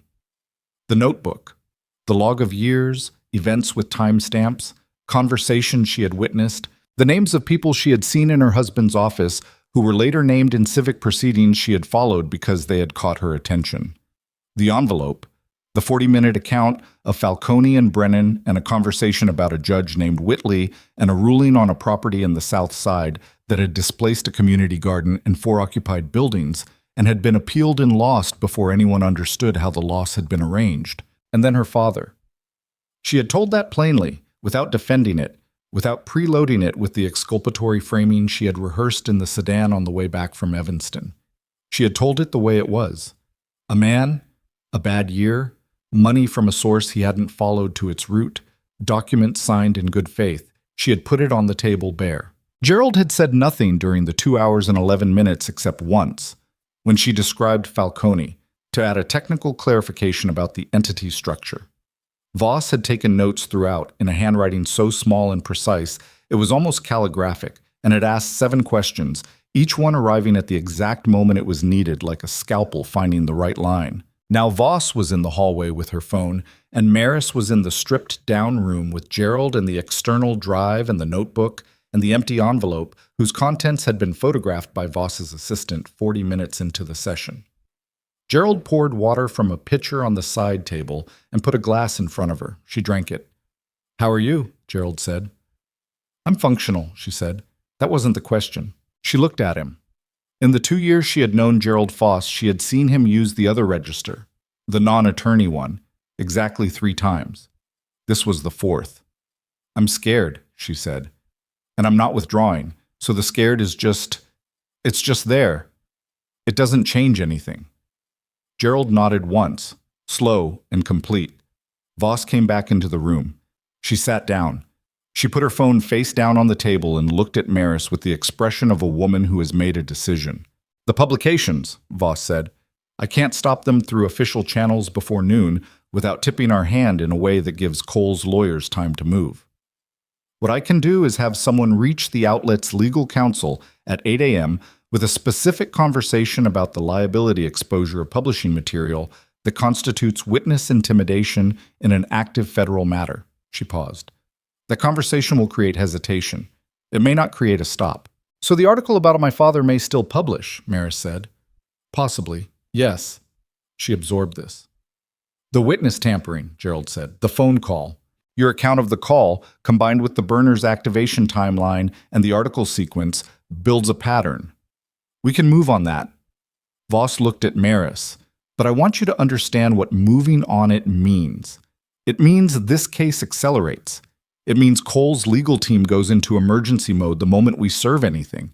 It means he knows I didn't fold, Maris said. Yes. Good, she said. I want him to know.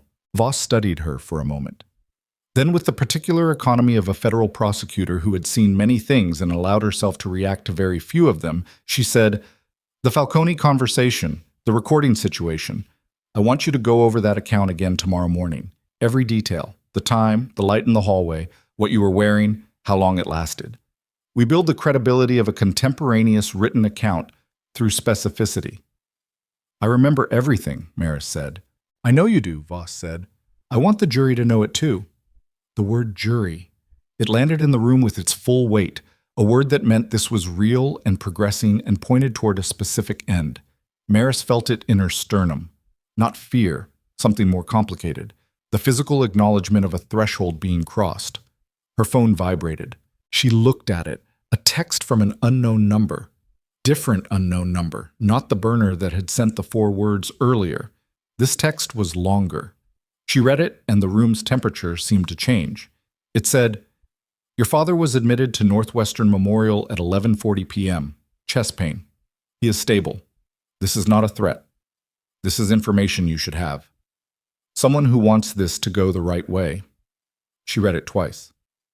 Maris, Gerald's voice. She showed him the phone. He read it. His face did something controlled and careful. Is this? He began. I don't know, she said. Her voice was very steady. She was distantly aware of how steady it was, and aware that the steadiness was the system doing what it had learned to do, the 9-year training of keeping the surface calm while everything underneath moved. I don't know if it's real or if it's another. She was already dialing her father's cell. 4 rings. Voicemail. Her stepmother's cell. 2 rings. Maris. Her stepmother's voice, tight and controlled in the specific way of women who have spent decades managing men who didn't want to be managed. He's okay. He's stable. They think it's stress-related. He's resting. I'm coming, Maris said. You don't need to be. I'm coming. She was already standing. Which floor? She looked at Voss as she ended the call. Voss was watching her with the expression of someone conducting a rapid assessment. My father, Maris said. Hospital. I need. Go, Voss said. 9 a.m., side entrance.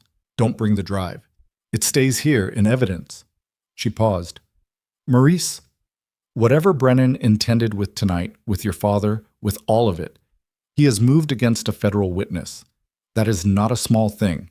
That is a very stupid thing for a very smart man to do, which means he is no longer fully in control of his own fear. She looked at her steadily. That is useful to us.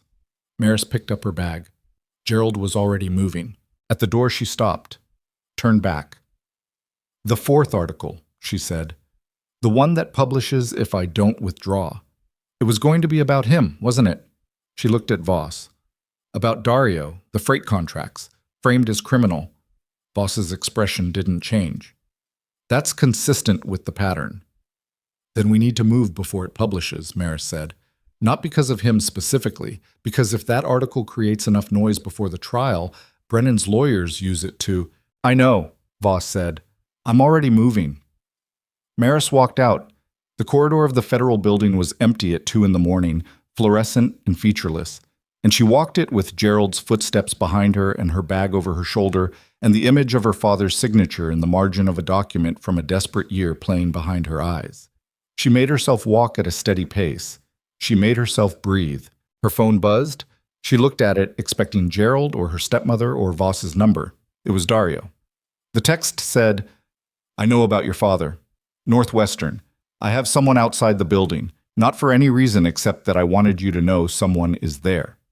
She stopped walking. She stood in the empty federal corridor and looked at the text, and something in her chest did something she couldn't entirely manage. Not gratitude, not the misplaced weight Gerald had warned her about, but something more specific and harder to categorize. The recognition of a gesture that cost the person making it something, and was made anyway. She typed back, "Thank you." She put the phone in her bag. She started walking again. The trial date was set for 6 weeks out, and in those 6 weeks, Brennan Cole was going to do everything in his considerable power to dismantle her, discredit her, bury the evidence under enough procedural noise that the jury never had a clear view of what she had kept for 3 years in a fireproof box in a storage unit rented under her mother's maiden name. He was going to put her father's name in print. He was going to put her name in print next to Dario's and let the construction of it do the work. He was going to stand in a courtroom through his lawyers and say, "Look at this woman. Look at what she's aligned herself with. Look at the story she's telling you. Look at how convenient it is for the criminal who sent her in." He was going to do all of that. And she was going to sit in that courtroom and answer every question with the particular calm of a woman who had been invisible for 9 years and had spent 3 of them making herself impossible to ignore. And she was going to say what she knew, in the order she knew it, and she was going to say what she knew, in the order she knew it, for as long as it took. She walked out of the federal building into the 2 a.m. air of Chicago, and it hit her face cold and real, and she stood on the sidewalk for 3 seconds with her eyes closed, just feeling it. Then she got in Gerald's car and they drove to Northwestern Memorial. Her father was in a room on the 7th floor that smelled like antiseptic and recycled air, and the particular quiet of places where people are being kept alive by machinery and attention. Her stepmother, Donna, was in a chair beside the bed, a small woman with silver hair and the specific exhaustion of someone who had been frightened and was now managing the aftermath of fright, which is its own kind of tired. Her father was asleep.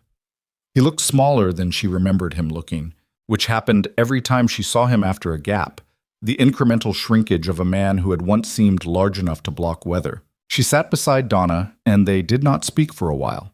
Gerald had waited in the corridor. "How long has he been under stress?" Maris said finally, quietly, so as not to wake him. "Since the article," Donna said, "the first one. He saw his name and Maris, he didn't say anything to me for 2 hours. He just sat in the kitchen." "I know," she said. "I know. He was trying to protect you from knowing he'd seen it." She looked at her father's face in the dim hospital light, the lines of it, the silver stubble, the hands folded on the blanket that she had watched build things her entire childhood. Rough, capable hands that had framed houses and signed checks and held her when she was small enough to be held. She thought about a signature on a document from a bad year. She thought about a man reading everything before he signed it and still not knowing what was underneath. "He didn't do anything wrong," she said. Quiet. Definite. "I know that," Donna said. "The people coming after him, they know it too. They're doing it anyway." She paused. "It won't work. I'm going to make sure it doesn't work." Donna looked at her for a long moment. Donna had never fully trusted Maris's marriage, had said so once, early, and had been careful ever since not to say so again, which was its own form of loyalty. Now she looked at Maris the way she had looked at her when she was very young, and had done something harder than expected. "You're different," Donna said. "Yes," Maris said. She stayed until 4 a.m., until her father's breathing had settled into the deep, reliable rhythm of true sleep, and Donna had been persuaded to close her eyes in the reclining chair the nurse had brought. Then she walked back out into the corridor where Gerald was still waiting, jacket off, shirt sleeves, briefcase on the seat beside him like a companion. "Go home," she said. "Sleep 2 hours. I'll meet you at the federal building at 8:30. "Maris, Gerald, go home." She looked at him. "You've done everything tonight that I needed you to do. I need you functional tomorrow more than I need you here." He looked at her, picked up his briefcase. 8:30, he said. 8:30. She went home. She did not sleep.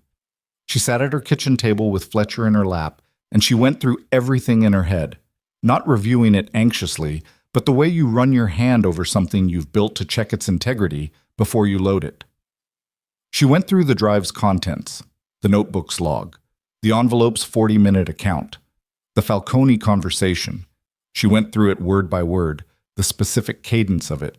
Standing in the hallway with her back against the wall, the quality of Brennan's voice when he thought no one was listening.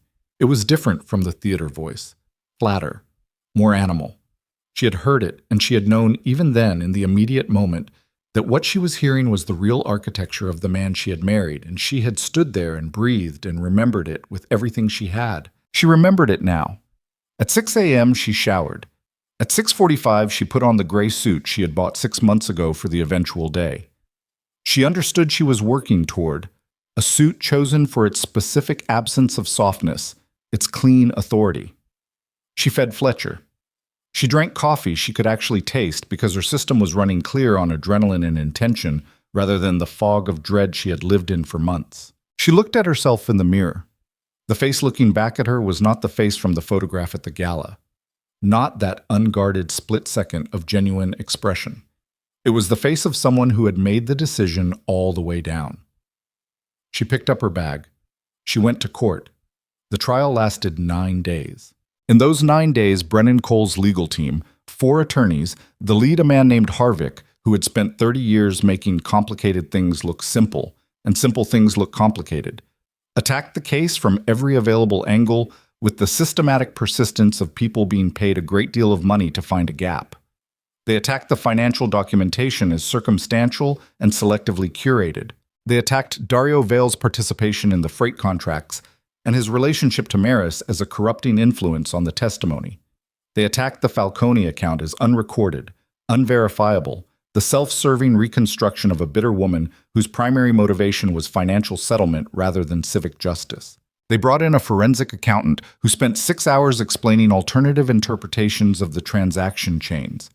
They brought in a character witness, a former city councilman who spoke about Brennan's charitable contributions to 3 foundations and his decade of civic engagement, who lasted 40 minutes before Gerald's cross-examination surfaced a land deal the councilman had personally benefited from, at which point the witness's composure developed visible cracks that the jury watched with the attentiveness of people watching something they will remember. On the 4th day, Harvick put Maris on the stand. He was good. She had expected him to be good, and he exceeded expectation. He asked questions that were architecturally sophisticated, each one positioned to make a simple, honest answer look either defensive or inadequate, each one building toward a construction in which Maris Vane was a woman operating from grievance rather than truth. He asked about the storage unit. He asked about the frequency of her moves of the evidence and whether that behavior reflected the reasonable actions of someone who simply had documents to protect or the calculated preparation of someone building a case for personal advantage. He asked about Dario Vale, when she'd met him, what they'd discussed, what she knew of his operations before she texted him at 1 a.m. after a charity gala. He asked about the gala photograph. He asked what she'd felt when the photograph went public, whether the attention had been gratifying, whether she'd understood the implications for the case she was building. He asked every question with the patient good manners of a man who had decided the witness was the problem and had all week to demonstrate it. Maris answered every question. She answered them without rushing, without the defensive acceleration that looks like panic to a jury, without the careful pausing that looks like calculation. She answered them the way she had rehearsed with Gerald and the way she had prepared in her own kitchen at 6 a.m. after no sleep, which was simply truthfully in the order the truth ran. She said, yes, she had moved the drive every 6 months because she lived with a man who had surveillance equipment in their home and went through her personal belongings during her absences, and she had understood that what she was keeping needed to not be found. She said, yes, she had texted Dario Vale at 1 a.m. after the gala because he had made a public gesture that exposed him to significant personal risk on her behalf, and because she had 4 months of understanding that his interests and hers pointed toward the same outcome, and because she was tired of carrying 3 years of evidence alone. She said, yes, the photograph had been seen widely, and no, that had not been gratifying, and if Harvick would like to characterize the experience of being publicly humiliated by her former husband and then photographed in the aftermath of a stranger's intervention as gratifying, she would invite him to define his terms more precisely. This last answer was not in the script. Gerald, at the prosecution table, did not move. Voss, beside him, made a very small notation on her legal pad.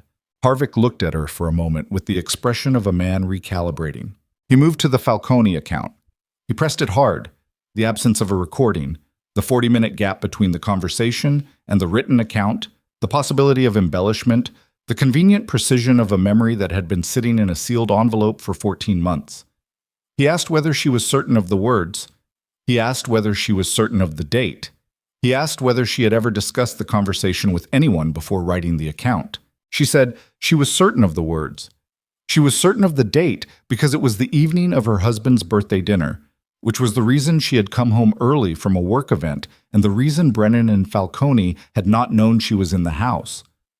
She had not discussed the conversation with anyone before writing the account, because there was no one in her life at that time she was certain was not also in Brennan's life in some operational capacity.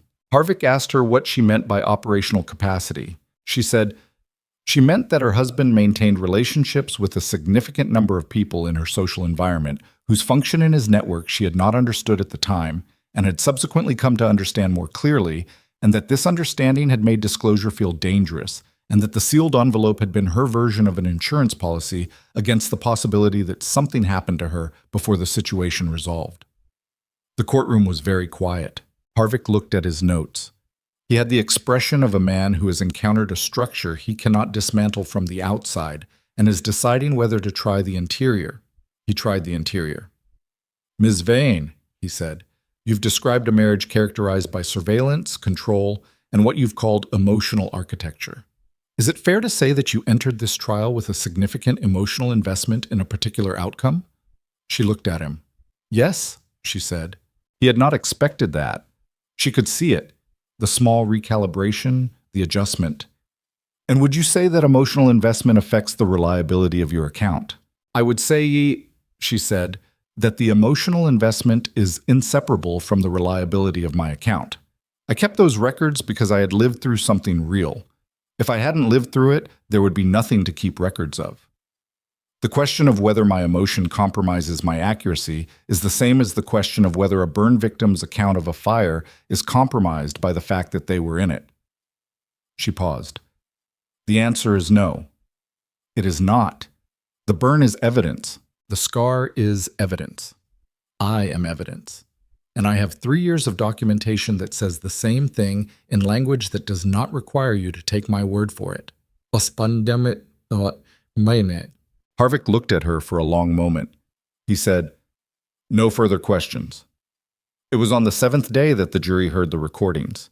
Dario's sources, the two who had stayed protected throughout Petra's breach, the ones whose names appeared nowhere in the document chain and who had been brought into the evidentiary structure through Voss's careful legal architecture, had produced recordings of sufficient quality and with sufficient chain of custody documentation that Harvick's objections, though numerous and technically skilled, did not hold.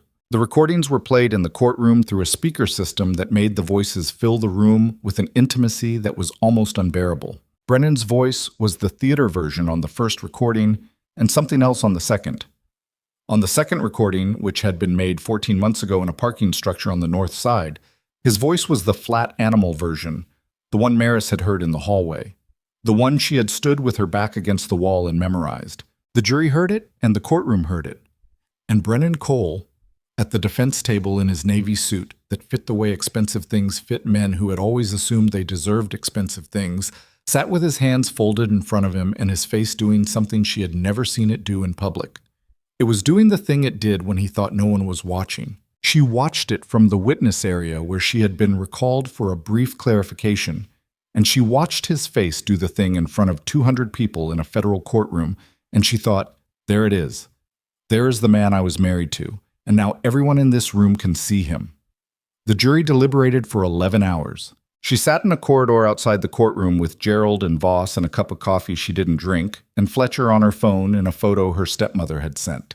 The gray cat apparently having taken a strong interest in her father's hospital blanket during Maris's absence, and her father apparently having taken a strong interest in Fletcher, which was unexpected and also made something in her chest do something she didn't manage fast enough. So she sat in the corridor of a federal building with tears running down her face for approximately 45 seconds before she got it back. Gerald pretended to be reviewing documents.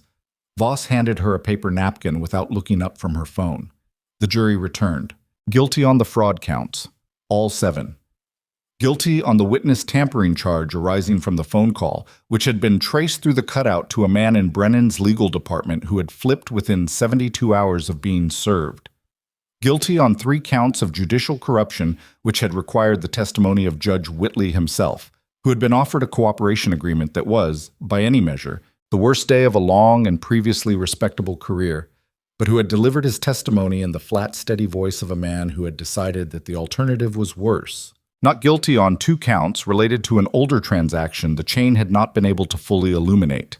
Harvick had argued for those 2 counts with genuine brilliance and had gotten them, and she thought, sitting in that courtroom as the verdicts were read, that this was the truth of things.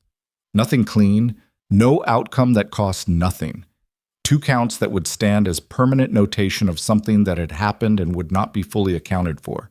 And 11 counts that said, what she had kept in a fireproof box for 3 years was real and documented, and would follow Brennan Cole into whatever came next. As the bailiff moved toward him, Brennan turned. He turned in the specific way of a man who has been looking somewhere else and has decided to stop. He looked at Maris across the courtroom, and his face was doing neither the theater version nor the animal version. It was doing something she had never seen, something stripped of both, the face underneath both, which was smaller than she expected and more afraid. He said something. She was too far across the room to hear it. She watched his mouth, and she thought he said her name. Then his attorneys were around him, and the bailiff had his arm, and the theater had ended.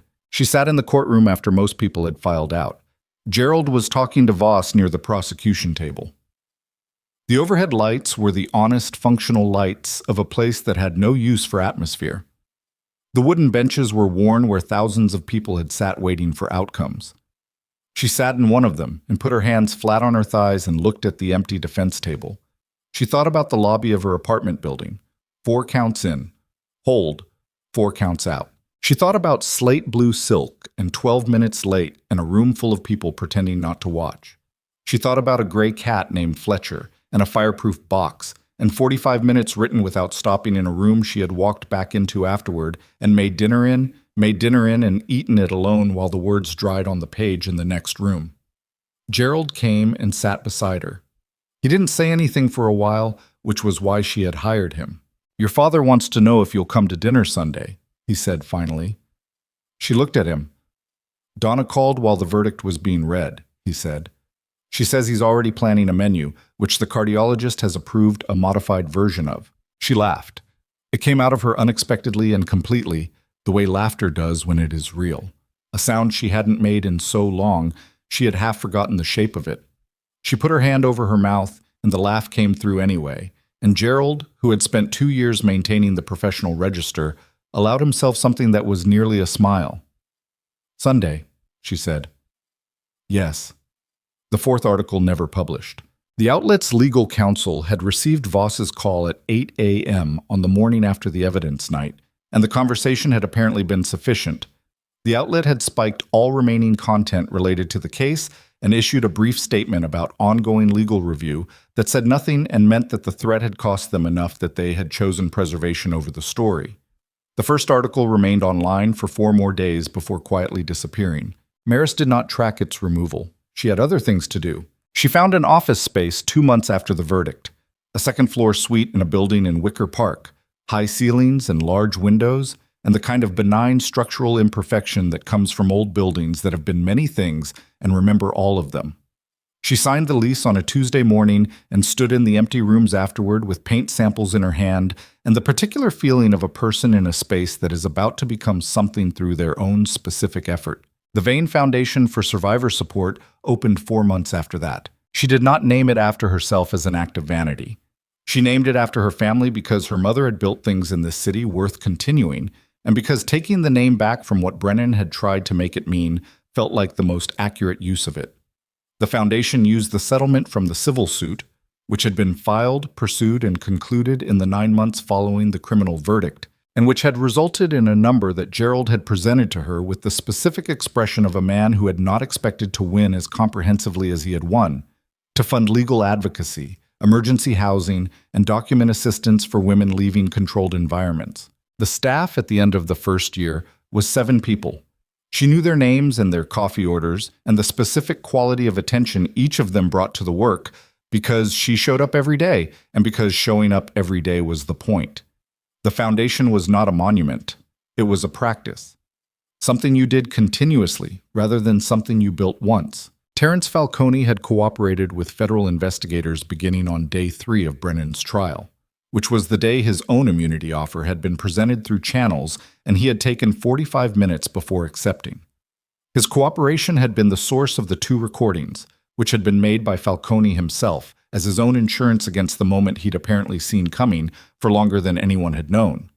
He received a reduced sentence and relocated, and Maris thought about him occasionally without either gratitude or contempt, just the neutral consideration of a complicated person who had done a useful thing for insufficient reasons, which was true of most people at the edges of any story.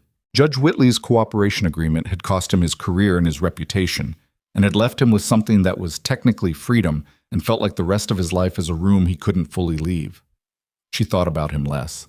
Petra was prosecuted separately on charges arising from the document breach. She received 18 months and served 11. Maris did not attend the sentencing and did not follow the outcome until Gerald mentioned it in passing during a routine call, and she sat with the information for a moment. 11 months. A woman who had made a calculation in a moment of fear, 6 years of Dario's trust. And she thought, people do terrible things when they're afraid. She had said it in that West Loop building, and she had meant it, and meaning it did not obligate her to feel nothing about the consequences. She felt something. She let herself feel it. Then she went back to work. Cal Bridger surfaced 8 months after the trial in testimony related to a separate investigation in another city, which indicated he had been making calculations for longer than anyone had understood and had arranged his exit with the care of a man who had been planning it for some time. Dario said very little about this when Maris mentioned it. He said, he made a decision based on fear and self-interest. That's human. And then he did not mention Cal Bridger again. Dario. She had seen him 4 times in the 3 months after the trial, twice in connection with the civil case, where his financial documentation remained part of the evidentiary foundation, and twice in contexts that were not professional. The first non-professional context had been a dinner at a restaurant in the West Loop that neither of them had planned exactly. They had been leaving the same building after a case-related meeting, and he had said there's a place 2 blocks from here. And she had said all right, the same way she had said all right the night of the gala when she'd decided to go get the drive. The decisive simplicity of things that have already been decided somewhere below the level of language. They had eaten and talked for 3 hours, and she had laughed twice, genuinely, including once at something she said herself, which she noted as significant. The second non-professional context had been a Sunday afternoon walk along the lakefront in October, which she had suggested and which she had spent 10 minutes questioning herself about before sending the text. He had texted back within 2 minutes.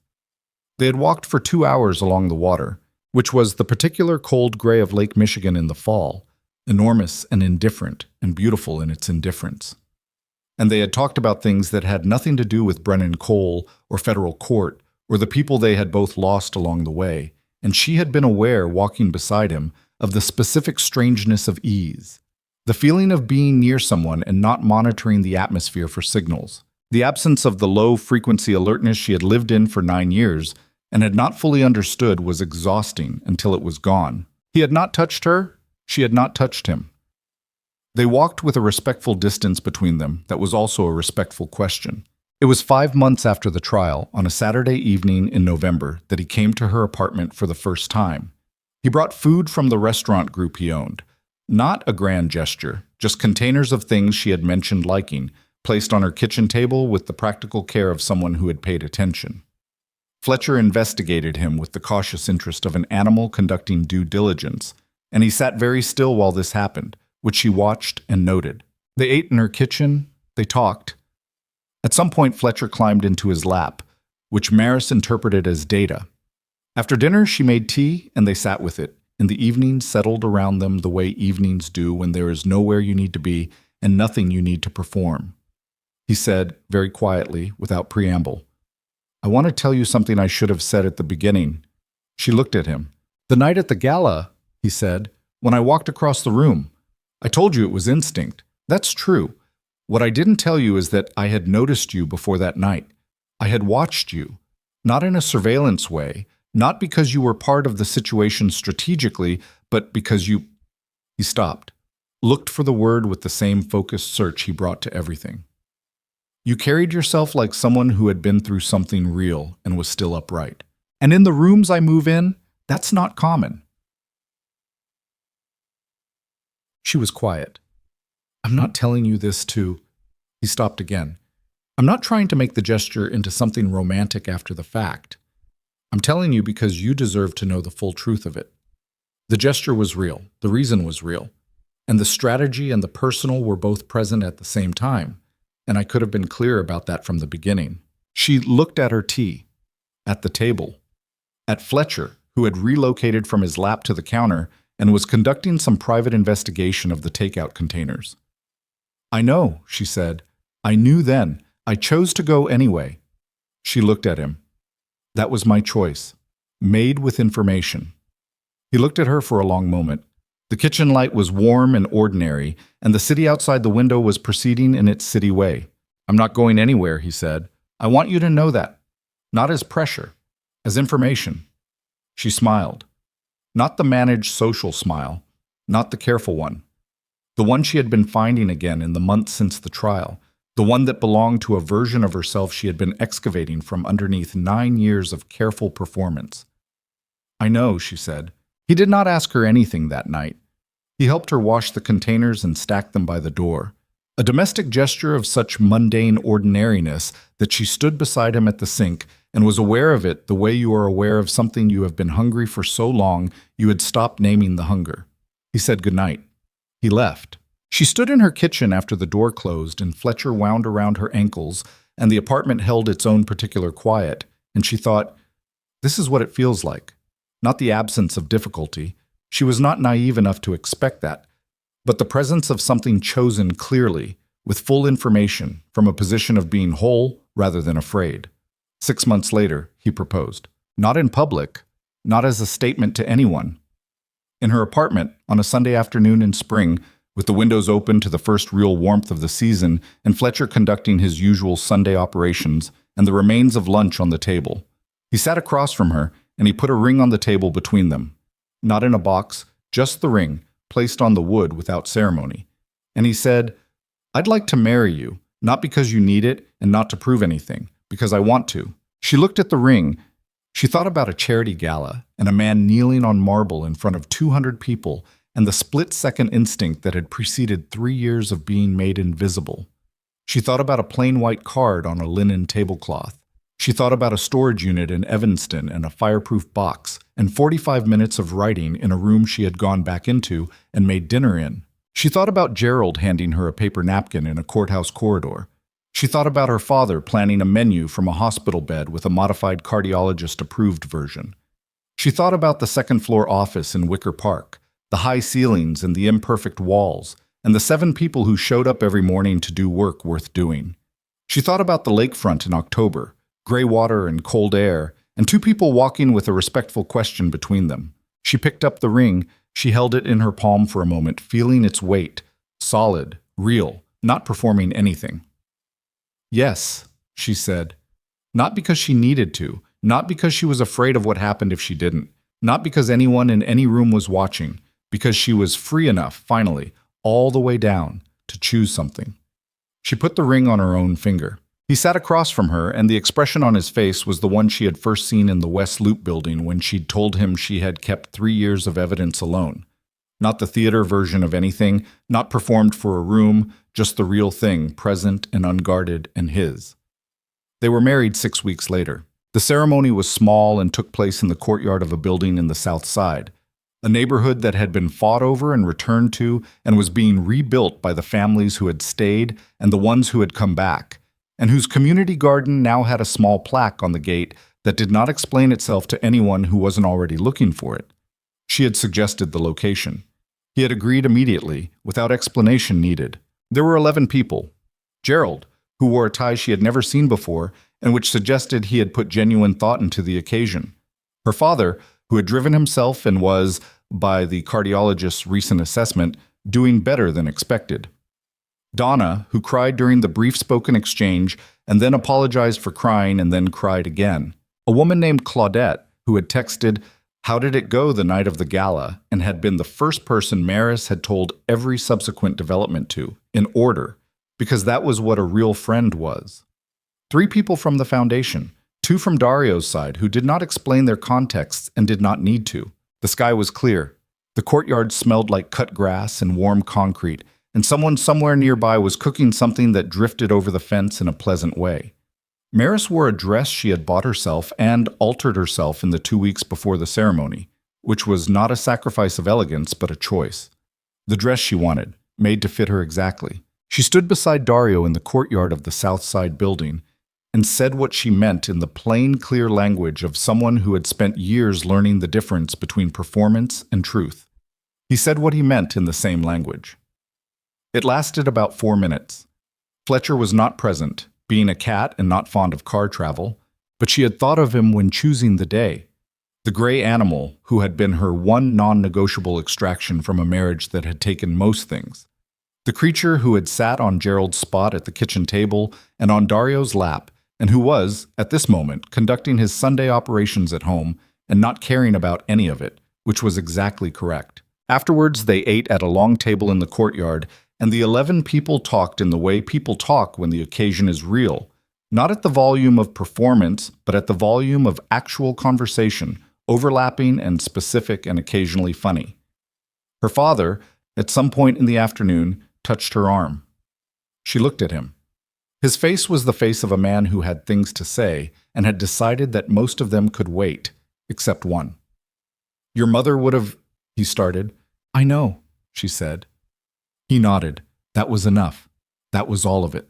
Later, after the 11 people had dispersed, and the courtyard had been returned to its ordinary self, and the evening was coming in slowly over the south side in long orange bands, she stood at the gate for a moment and looked at the small plaque. The garden around her was the ordinary productive kind, tomatoes and herbs and one ambitious squash situation near the south wall, tended by whoever tended it, growing because growing was what things did when they were given the conditions. She thought about Brennan saying, "You were never built for this." She thought about a man being dragged from a courtroom, the animal expression underneath the theater, something she recognized and did not mourn. She thought about what she would have said to him if there had been a moment and a reason. What she would have said to the man who had looked her in the face in a ballroom and said nobody will ever marry you and had believed, genuinely and completely, that this constituted the truth of her. She would have said, "You didn't make me invisible. You tried. And invisible was never what I was." She would have said, "I was the witness you underestimated. I was the thing you couldn't see because you were too busy looking at the room." She did not say any of this. There was no moment. There was no reason. There was only the courtyard in the south side, and the evening coming in, and the ordinary productive garden, and her husband's hand finding hers at her side without being asked. The 2 of them standing at the gate of a place that had been fought for and returned to, 2 damaged people with their full damage intact, choosing each other with their eyes open, in a world that had cost them both more than it should have. No cameras, no performance, no room watching, just this. Just the gate and the garden and the evening. Just the ordinary, extraordinary fact of being still standing. The city moved around them in its city way, indifferent and vast and continuing, the way cities do. And Maris Vane, no longer invisible, never again negotiable, impossible at last to ignore, stood in it and breathed and did not close her eyes. She was already home,